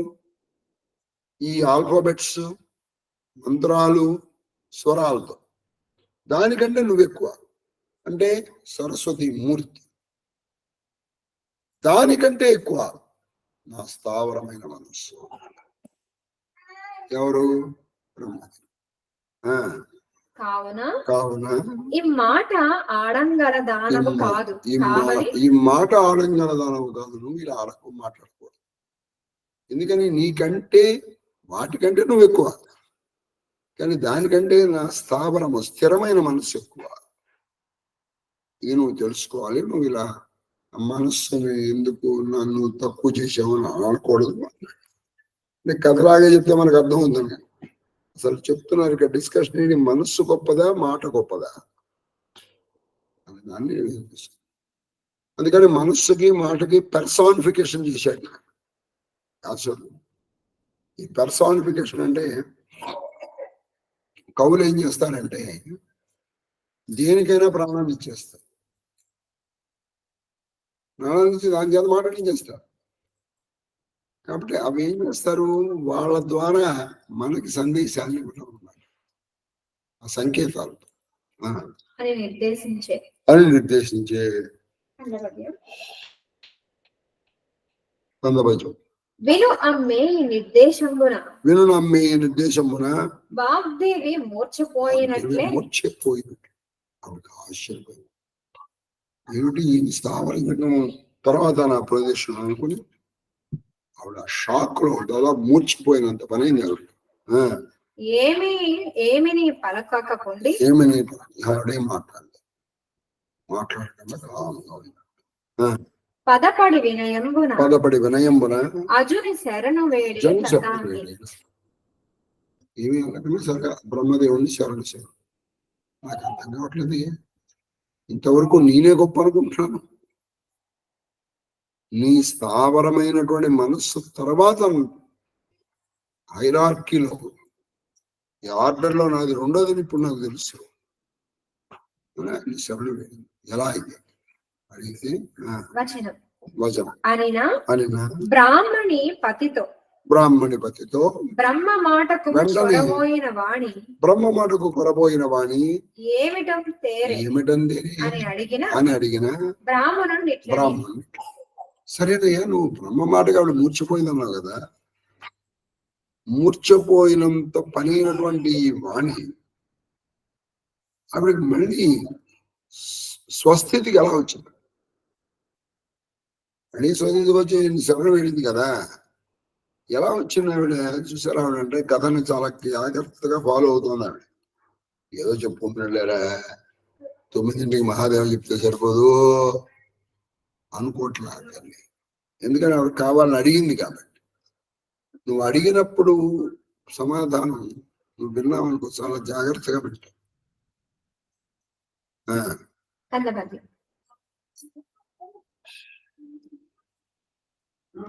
కందపద్యం ప్రాణాపానంబుల ఎడ వాణి నిలుచు. ఈయనప్పుడు చెప్తున్నాడు, ఇప్పుడు వాక్ స్వరూపం చెప్తున్నాడు. ఈ మాట ఎవరు చెప్తున్నాడు? ఆ బ్రాహ్మణుడు చెప్తున్నాడు. మనకి మాట 4 రకాలు. లలితాసలు కూడా చెప్తారు. పరా ప్రత్యక్షతి రూప మధ్యమ. పరా మధ్యమ, పరా పశ్యంతి, మధ్యమ వైఖరి. ఇందులో వైఖరి అనేటువంటిది మనకు కనబడే మాట 2 రకాలు. ఒకటి బయటకు వచ్చేది, 2 లోపల, 3 లోపల ఉంటాయి. ఆ మొదటి నాదమే పరానాదం. మీరు తిరుప్పావై మొత్తం చదివితే మాకు పర ఇవ్వండి, మాకు పర ఇవ్వండి అంటూ ఉంటారు. అంటే ఒక నాదంగా చెప్పారు. అది వాద్య విశేషం. పరానాదం అంటే నీలో ఆ నాదం ఎక్కడ పుడుతుందంటే పరానాదము మూలాధారంలో. అది నీకు వినపడిందా? ఇక నువ్వు తర్వాత వినాల్సింది లేదు. తర్వాత ఆ నాదం నెమ్మదిగా ఏం జరుగుతుందంటే మధ్యమగా మారుతుంది, నాభిస్తుంది. హృదయం దగ్గరకు వచ్చినప్పుడు అది పశ్యంతి అవుతుంది. కంఠం దగ్గరకు వచ్చినప్పుడు పైకి అది బయటకు వచ్చేస్తుంది. కాబట్టి ఈ ప్రాణ అపానములందు వాణి పుడుతుంది. పైగా వాణి అంటే ఏంటి? వాయు అనల సమ్మేళనం. గాలి అగ్ని రాసుకుంటే, ఇప్పుడు 2 సమిధులను కనుక ఇట్లా అంటే మనకు అగ్ని పుడుతుంది చూసారా? అలాగే 2 అగ్నులు ఇలా పుట్టినట్టే వాయువు అనలము సమ్మేళనం వల్ల వాక్కు పుడుతుంది. అందుకే వాక్కు ఎక్కువగా మాట్లాడేవాడి ఆరోగ్యం తగ్గిపోతుంది, అనారోగ్యం పెరుగుతుంది, ఆయువు కూడా తగ్గిపోతుంది. మౌనం గురించి చెప్తున్నారు. వాణి నిలుచుకాన ప్రాణవాయు వదవి క్షీణత్వముడిపే. అదేం జరిగింది? ఈ ప్రాణాపానములందు వాణి ఉంటుంది కదా, ఇప్పుడు ఇవిడు మూర్ఛపోతుంది. అప్పుడు అంటే ఆవిడ స్వరూపం వాడికి తెలిసిపోయింది. ఈ పై కనపడేటువంటి వాణి నీళ్లు కాదు, నీళ్లు గీర్వాణి.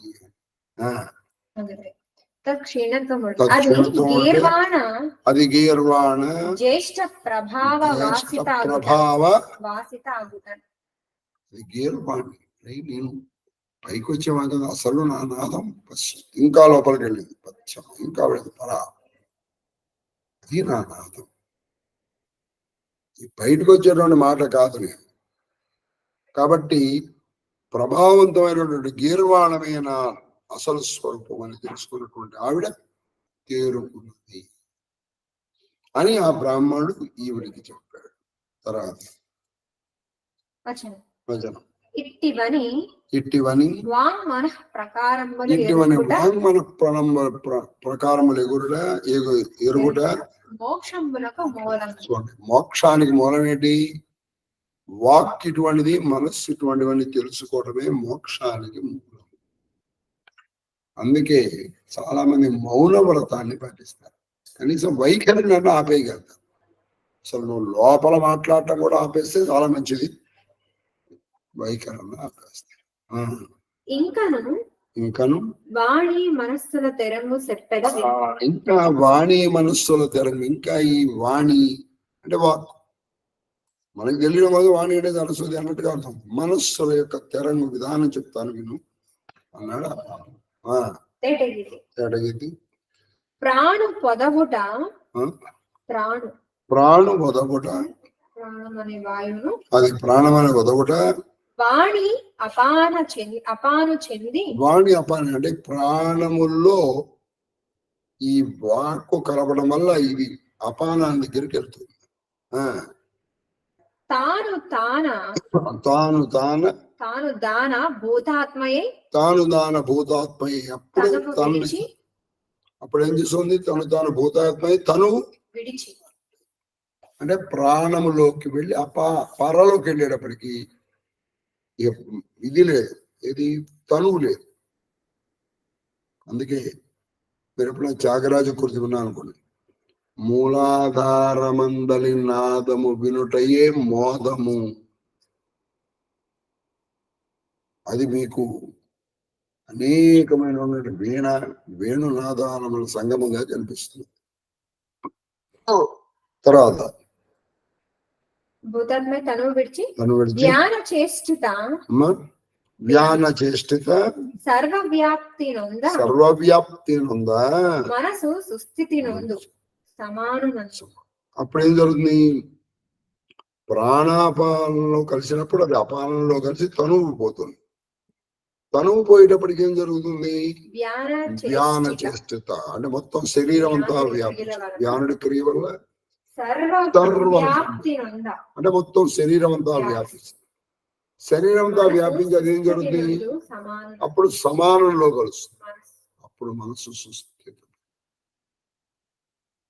మనసు సుస్థితి ఎక్కడ కదల కదలని స్థితికి వచ్చేస్తుంది.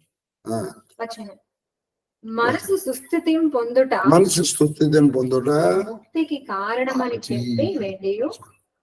మనసు ఆ సుస్థితిని పొందడమే ముక్తికి కారణం అంటే మోక్షానికి కారణం అని చెప్పి వెళ్ళి శిశపద్యం ఘోషిణి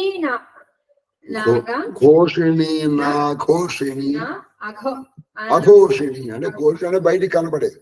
ఇప్పుడు మనం మాట్లాడుతున్నాం, నువ్వు మాట్లాడడానికి ముందర ఈ మాట అనేకమైనటువంటి మార్పులు చెందింది. ముందర ఏమీ లేదు, ఒక నాదం ఉందంతే. ఆ నాదం ఏమి జరిగింది? నెమ్మదిగా నాదానికి ఒక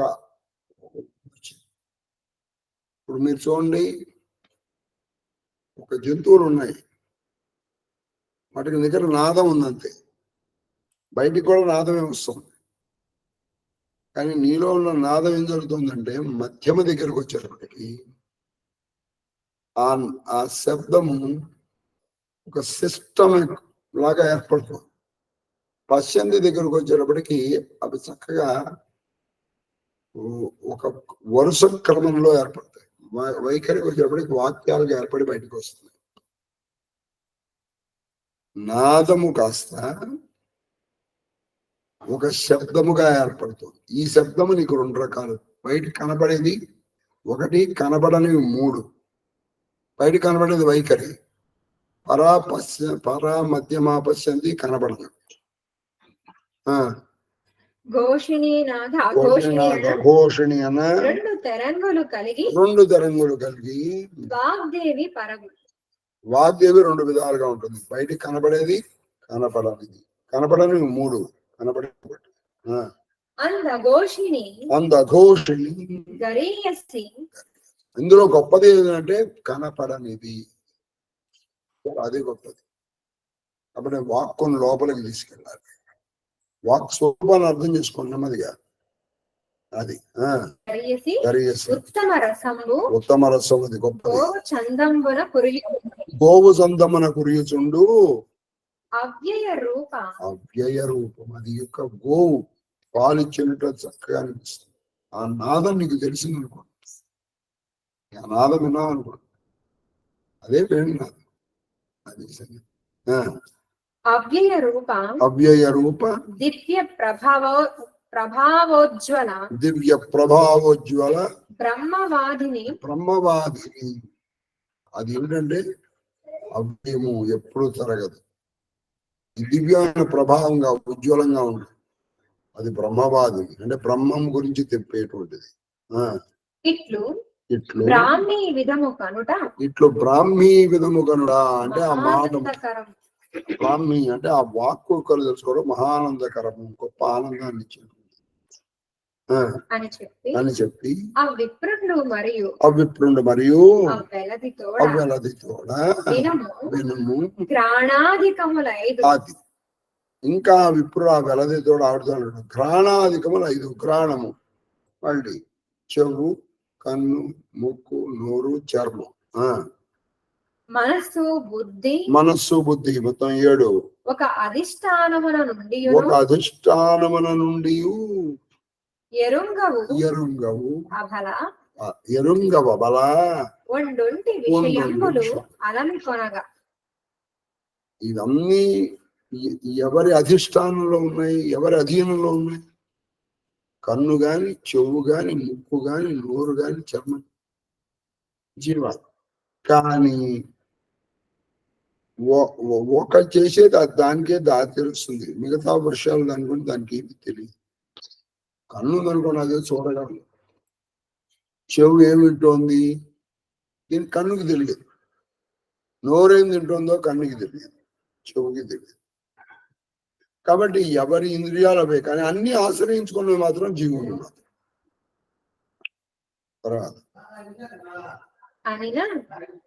వివరింపు ఆ తెరంగు అని ఏంటి, ఎలాగా? అదేంటి? ఒకే జీవాత్మని అనుసరించి ఇలాగని ఒకసారి ఆ వివరం ఏంటో మనం చెప్పు అనేటప్పటికీ చత్వారి వాక్ పరిమిత. ఇప్పుడు చెప్తున్నారు ఏమని? చత్వారి వాక్ పరిమిత పదాని అని. మనలో 4 వాదాలు ఉన్నాయి. అదే గణపతి. గణపతి ఎక్కడ ఉన్నా అంటే మూలాధారం. అది ఇప్పుడు మీకు అందుకే స రి గ మ ప ద ని ఏమిటా సరిగమ పదని నాదాలది. ఏనుగు ఘీంకారం, నెమలి ప్రేంకణం, నాదాలను పెట్టే స రి గ మ పదని వచ్చాయి. అవన్నీ కూడా మన నాదాలు. తర్వాత పదావి తావి విదుర్బ్రాహ్మణో మనీషిణ త్రీణి గుహ నిహితాన్ జయంతి. అంటే 3 ఏమో కనపడగా ఉంటాయి. చెప్పగా పశ్చంతి మధ్య నువ్వు తెలుసుకోవాలి. 4వది వైఖరి మాత్రం మనుషుడు పైకి అనుటయు అయ్యవనీ దేవుండు అయువిధతో అవనీ దేవుడు ఆ బ్రాహ్మణుడు తన భార్య అయినటువంటితో ఇలా ఎన్నో 27 రాపంగా మరి 36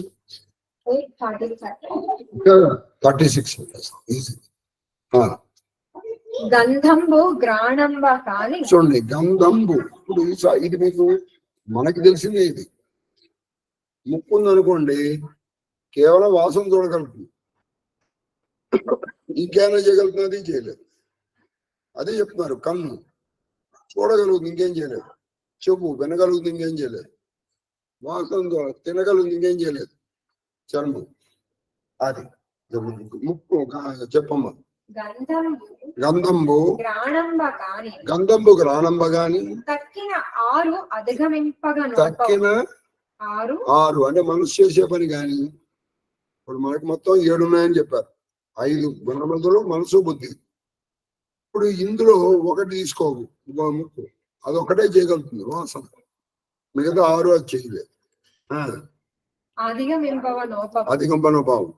అధిగమించు రసము జిహ్వయు ఇతరముల ఆపనిక. రసం ఉంది చక్కగా, ఇది టేస్ట్ చేయగలదు. మిగతా 6 ఇంద్రియములు అది చేయలేదు. తర్వాత రూపంబు చక్షుష అంటే రూపం కేవలం కళ్ళు మాత్రమే చూడగలుగుతాయి రూపాన్ని, ఆ తప్ప ఇంకేమి చూడలేదు. పెరియని ఎరుగము మీరు మిగతా విషయాలు తెలియవు. కళ్ళు మూసేసుకుని ఏమండి ఈ అమ్మాయి ఎలా ఉంది, ఈ అమ్మాయి ఎలా ఉంది అంటే మనం ఏం చెప్తాం? తర్వాత సంస్పర్శంబు కాంచం చర్మం చక్కగా స్పర్శం తెలుసుకుంటుంది. శబ్దంబు చాలా పట్టంగా స్తోత్రము అంటే చెవులకు తెలుసు. అన్యములు అంటే మిగతా పనులు ఈ చెవి చేయలేదు. సంశయిత సంవేదనంబు సంశయము అంటే అది అనుమానించడము లేదా తెలుసుకోవటం. మనసు పని ఏంటంటే తెలుసుకోవటం లేదా అనుమానించడం. ఇది మనసు చేయగలదు, మిగతావి చేయలేవు. కన్ను అనుమానించడం లేదు, తెలుసుకోవడం లేదు, అది మనసు చేస్తుంది. మరి బుద్ధి మొండ్లు స్వరం ఇది తప్ప అది ఇంకేం చేయలేదు. అయితే అనుమానిస్తుంది లేదా తెలుసు. నిష్ట బుద్ధి నాగు చొరగ నేరవు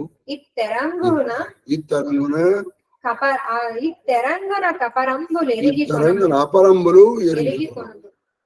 కాబట్టి బుద్ధి ఏం చేస్తుంది? నిశ్చయాత్మ, ఇది ఇంతే అని తెలుసుకోవడం. ఇంత బుద్ధి ఇంత గొప్పదైనప్పటికీ, చాలా కరెక్ట్ గా మంచి ఆర్డర్లో చెప్పారు, అయినప్పటికీ బుద్ధిని కన్ను చేసే పని చేయలేదు. ఇంకా ఏ ఇతేంద్రియములు చేసే పని చేయలేదు.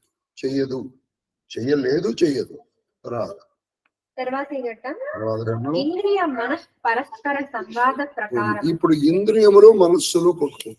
ఇప్పుడు ఇంద్రియము వాక్కు కొట్టుకుంటాయి. ఇప్పుడు ఇంద్రియములు మనస్సు.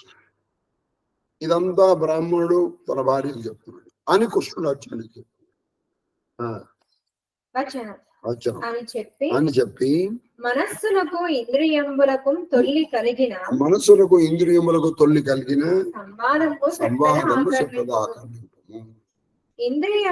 ఇంద్రియములు మనస్సుతో ఏము ఒక్క రూప అనుటయు మనసు వానికి. ఇప్పుడు ఇంద్రియాలకి మిగతా మనస్సుకి ఒకసారి కొట్లాట వచ్చింది. సరే, ఆ కొట్లాట ఎలా ఉందంటే చాలా బాగుంటుంది. కొట్లాట మనకి మంచి మంచి ఎఫిషియెంట్ లాయర్స్ కొట్లాడితే ఎలా ఉంటుంది అలా ఉంటుంది. ఈయన ఏమన్నాడంటే ఆ కొట్లాటలో ఇంద్రియముల మనస్సు దగ్గరికి మనందరం ఒకటేమమ్మా, ఒకే జీవుడిని ఆశ్రయించుకున్నాము, మేము ఒక పని చేస్తాం, నువ్వు ఒక పని చేస్తావు, మనందరం ఒకటే అన్నారు. అనేటప్పటికీ మనసు కోపం అంటారండి. ఇదే జిడ్డు కృష్ణమూర్తి గారి ఫిలాసఫీ. మనం అంటుంటాం కన్ను చూస్తుందా? నీ మనసు ఏదైనా తీవ్రమైన విషయం గురించి ఆలోచిస్తాం అనుకోండి, ఈ స్నేహితుడు చాండే హలో, నీ కన్ను చూసినది, చెవు ఆయన మాట వింది అని మనసు వరకు వెళ్ళ. ఆయన అప్పుడు కొట్టి అని కొట్టాడు అనుకో, ఏంటండి ఎంతసేపు వచ్చి అదేంటి మరి కన్ను చూసింది చెవిందిగా అంటే మనసు వరకు వెళ్ళలేదు. కాబట్టి అసలు చూసేది కన్ను, వినేది చెవు.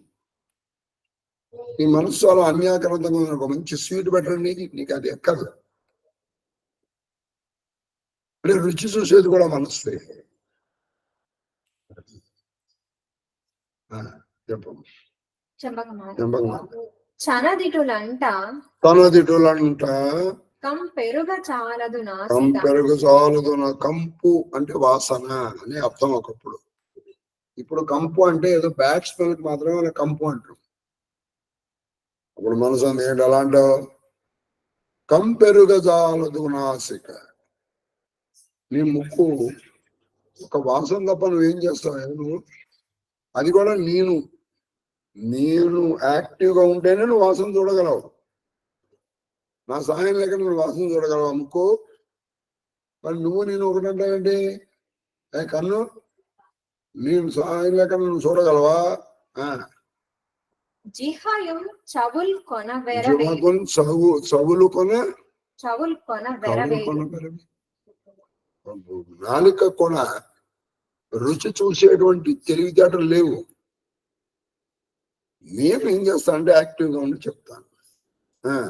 రూపు కనుగొంటకు కన్ను వలంతిక. కన్ను రూపు చూడలేదు, నా సహాయంతో చూస్తుంది.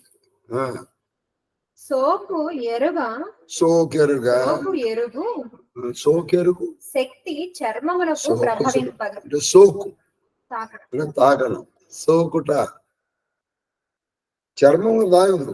మనసు అన్యాకరంతంగా ఉంది. ఎవరైనా ఇట్లా కొట్టినా కూడా నీకు తెలియదు. అప్పుడు ఇట్లా ఊపుతాడు వాడు.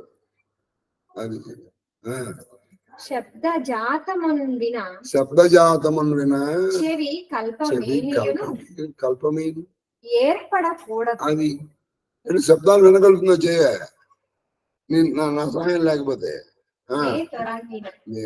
మే తొరంగిన అంటే నేను బయటకు వచ్చేస్తే. నేను ఇవన్నీ చేస్తున్నాను, నేను మీ చేత ఇవన్నీ చేయిస్తున్నాను వెనకాలు అని చెప్పి. కాబట్టి మీరు ఒకటంటారు అలా అనకండి. మనం ఒకే శరీరంలో ఉన్నాం. నా స్థాయి మీ దానికంటే కొంచెం పైది అంతే. వచనం నిజముగానే తొరగితినేని. నేను నిజంగానే వెళ్ళిపోయాను అనుకో, ఈ కన్ను చూడగలదా, ఈ చెవు వినగలదా, ఏం చేయగలదా? అప్రయోజనంబులై ఉండు ఆరిన నిప్పులట్లు శూన్య నిలయమున పోలే. నేను కనుక వెళ్ళిపోయానుకో, మీ స్వరూపాలన్నీ కూడా ఆరిపోయిన నిప్పుల్లాగాను, మీ పాడుపడిపోయిన ఇల్లు లాగాను ఉంటాయా? మీ నిజంగా ఒక శవం ఉందండి, చెవులు ఉన్నాయి, కన్నుంది, ముక్కు ఉంది, అన్నీ ఉన్నాయి. ఏదైనా పని చేస్తుంది? లేనిది ఒకటే మనస్సు. అందుకే చూడండి శూన్య గృహములు. నేనున్నప్పుడే ఇవన్నీ పనిచేస్తాయి. ఇంట్లో అన్నీ ఉండొచ్చండి. ఇంట్లో మనుషులు లేరనుకోండి, ఆ ఇంట్లోకి ఎవరు ఉందా? మనం ఉందా? ఇంట్లో మనుషులు ఉంటే అందం దానికి. అది అందుకే ఇంగ్లీష్ లో ఒకటి హోమ్ అండ్ హౌస్. హోమ్ అంటే 4 గోడలు, హౌస్ అంటే అందులో మనుషులు ఉంటేనే హౌస్.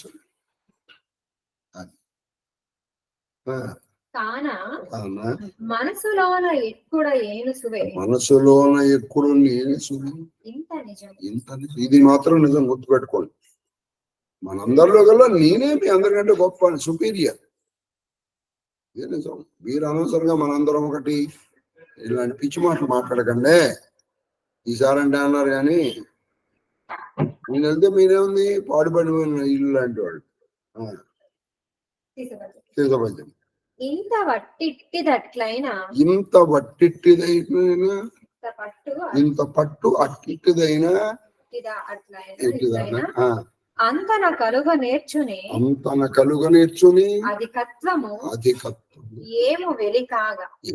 అప్పుడు ఇంద్రియాలు అన్నాయి, ఏమయ్యా నువ్వు చెప్పింది నిజం, అంత మాత్రాన మా ఇంద్రియాలు లేకుండా నువ్వు గొప్పవాడు అయిపోతావా మనసా అన్న ఇప్పుడు ఇంద్రియాలు నీ ఒక విషయంబు నేనియు నీ ఒక విషయంబునే నీవు అనుభవించితే ఏని అధిక మగుట కానంగవచ్చు. ఓ నువ్వు నిజంగానే అధికుడు. ఎప్పుడు నువ్వు చూడు, నువ్వు విను, నువ్వు వాసించు, నువ్వు తిను, నువ్వు దేనైనా దాకు. నీకు తాకాలని ఉంటుంది మనసులో ఎవరినైనా తాకాలని ఉంటుంది. అప్పుడు నువ్వేం చేయాలి? చర్మ సహాయం తీసుకోవాలి. మనసు డైరెక్ట్ గా తాగలుగుతుంది ఎవరన్నా? మనసుకు ఒకరు చూడాలంటుంది, కన్ను లేదు, చూడగలుగుతుందా? మా సహాయం లేకుండా నువ్వు ఏమీ చేయలేవు. నువ్వెవరండి? మా సహాయం లేకుండా నువ్వు ఏదైనా మేము చేసే పనులు చేసి చూపించి అప్పుడు నువ్వు ఎక్కువ మేము ఒప్పుకుంటావు. అన్నాయి మిగతా ఇంద్రియ. మాలోనొకండి అడిగిన అనుభవింపు తదియ అర్థం. ఒక పని చేద్దాం. ఒకటి కళ్ళు లేవు, ఇప్పుడు కళ్ళు లేవు కదా, నువ్వు ఇందాకేమన్నా కంటితో చూసేది నేనంటున్నావు కదా, ఇప్పుడు కళ్ళు లేవు, వాడితో చూడు, నువ్వు నీ గొప్పతనం మేము ఒప్పుకుంటాం. ఒకటి చెవులు లేవు, నువ్వు చెవులు విను, అప్పుడు నీ గొప్పతనం మేము ఒప్పుకుంటాం. మేము ఒకళ్ళు లేకపోతే నువ్వు చేయలేవు ఆ పని. మా సహాయంతో బతుకుతున్న నువ్వు మాకంటే ఎక్కువ ఏంటి? అసలు నువ్వు ఇందాక పొరపాటున్నా మనందరం సమానమని. తప్పు, మాకంటే నువ్వు చాలా తక్కువ అన్నాడు. అట్లుగాక గ్రాణమున గంధంబ జిహ్వ రసంబ చక్షువుల రూపంబ వినుము చర్మ శక్తి చేసి సంస్పర్శ విషయంబ శ్రోత్రయుక్తి శబ్దమాతృకంబ కానీ వంట నుండి కబళింపజాలవు. అధికత నిరుకుడి కసుపుటి. నువ్వు అన్నది కరెక్టే, కానీ మా సహాయంతో చేస్తావు. మా సహాయం తీసుకొని నువ్వు వింటావు, చూస్తావు, తింటావు, తాకుతావు, అన్ని చేస్తావు. మా సహాయం తీసుకున్న నువ్వు అధికుడు అని ఎలా ఆశపడతావు? తప్పు కాదు, ఇది దురాశ కాదు. దురాశ దుఃఖమునకు చేర్చుమా అన్నాడు. మును మేం అవలంబించిన వెనుక కదా నీకు అనుభవింపవశము. ఓ మనసా నీ ఎంగిలి కాదనుమా. ఆ విషయం ఎక్కువయ్యాడు. సరే, నువ్వెక్కువ మేము ఎక్కువ తర్వాత ఆలోచిద్దాం. నీ బతుకే ఎంగిలి బతుకు మనసా. ఎందుకని? నువ్వు చూస్తున్నావు అంటే ముందర చూసింది ఎవరు? కన్ను. ముందర విన్నదెవరు? చెవు. ఆ తర్వాత కదా నువ్వు చూసేది. నీ బతుకే ఎంగిలి బతుకు కాదని నువ్వు అనగలవా? ఏం చెప్పారండి ఇక్కడ? నేను తిన్నాను ఫస్ట్ రుచి తెలిసింది దేనికి? నాలుగుకి. దాన్ని అనుభవించింది, ఆస్వాదించింది మనసు. లేదా తర్వాత అంటే మా తర్వాత కదా నువ్వు బతుకే ఎంగిలి బతుకు. అటువంటి నువ్వు మాకంటే అధికుడు ఎలా అవుతావు చెప్పు? పోనీ నువ్వు కాదు, ఎంగిలి కాదు, నేనే ముందర చూస్తానని చెప్పు అన్నారు. తర్వాత 36 అయిపోయినాయి. రేపు మనం ఇంచుమించు 27కి తక్కువ లేకుండా ప్రతిరోజు చెప్పేద్దాం. ఇందులో 227 ఉన్నాయి. రోజుకు 36 చెప్తే 7 రోజుల్లో అయిపోతుంది.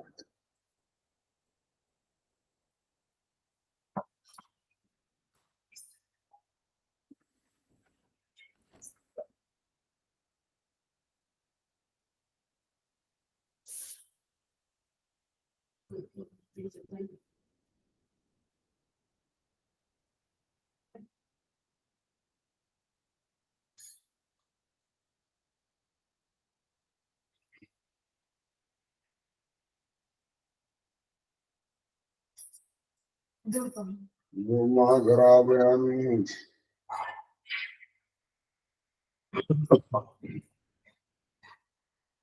ధూమాగ్రాపయామి దీపం నైవేద్యం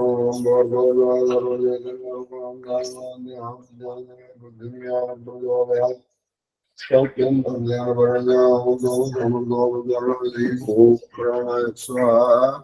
ఇప్పుడు చెప్పావా ఓం నారాయణ స్వామి నారాయణ స్వామి నారాయణ స్వామి బ్రహ్మణ స్వాహ షోడశ భార్య ప్రవర్తి శ్రీ గోక్ష పరమాత్మనే నమః.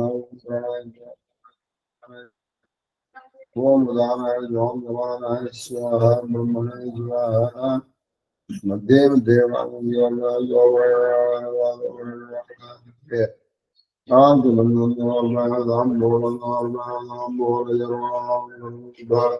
आज मन मंगल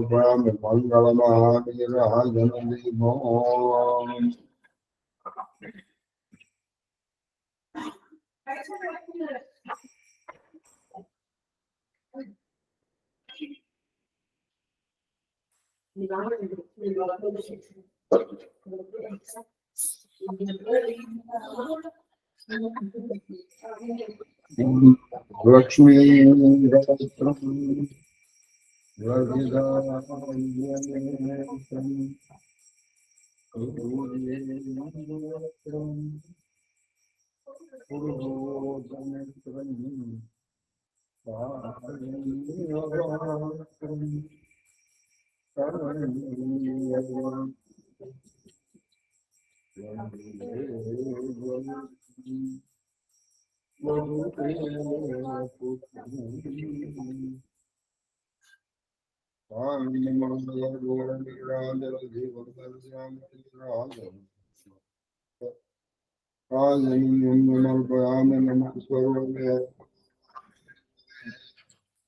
हर हर महादेव हरि की नंद गोकुल विहारी की चक्र गंभीर मान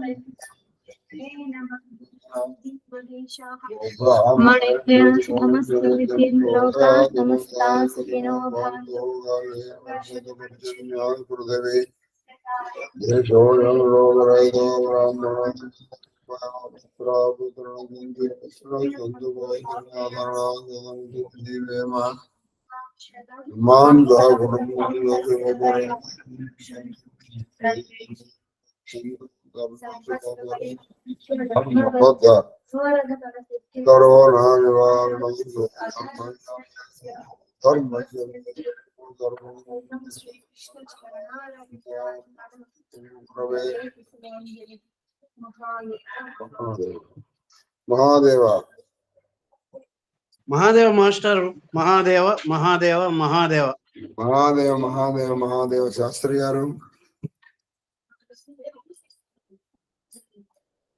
महादेव गुरु महादेव महादेव महादेव मूर्ति गारू महादेव महादेव महादेव महादेव गुरु गाరు महादेव महादेव महादेव మా కామాక్షమ్మ గారు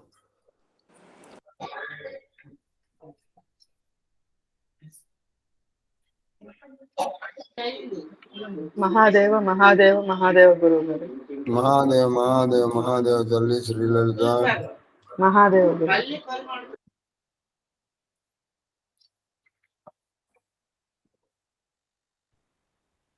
తమ్ముడు గారు ఇదే సరస్సు నమస్కారం. महादेव महादेव महादेव तल्ली अक्कయ్య గారు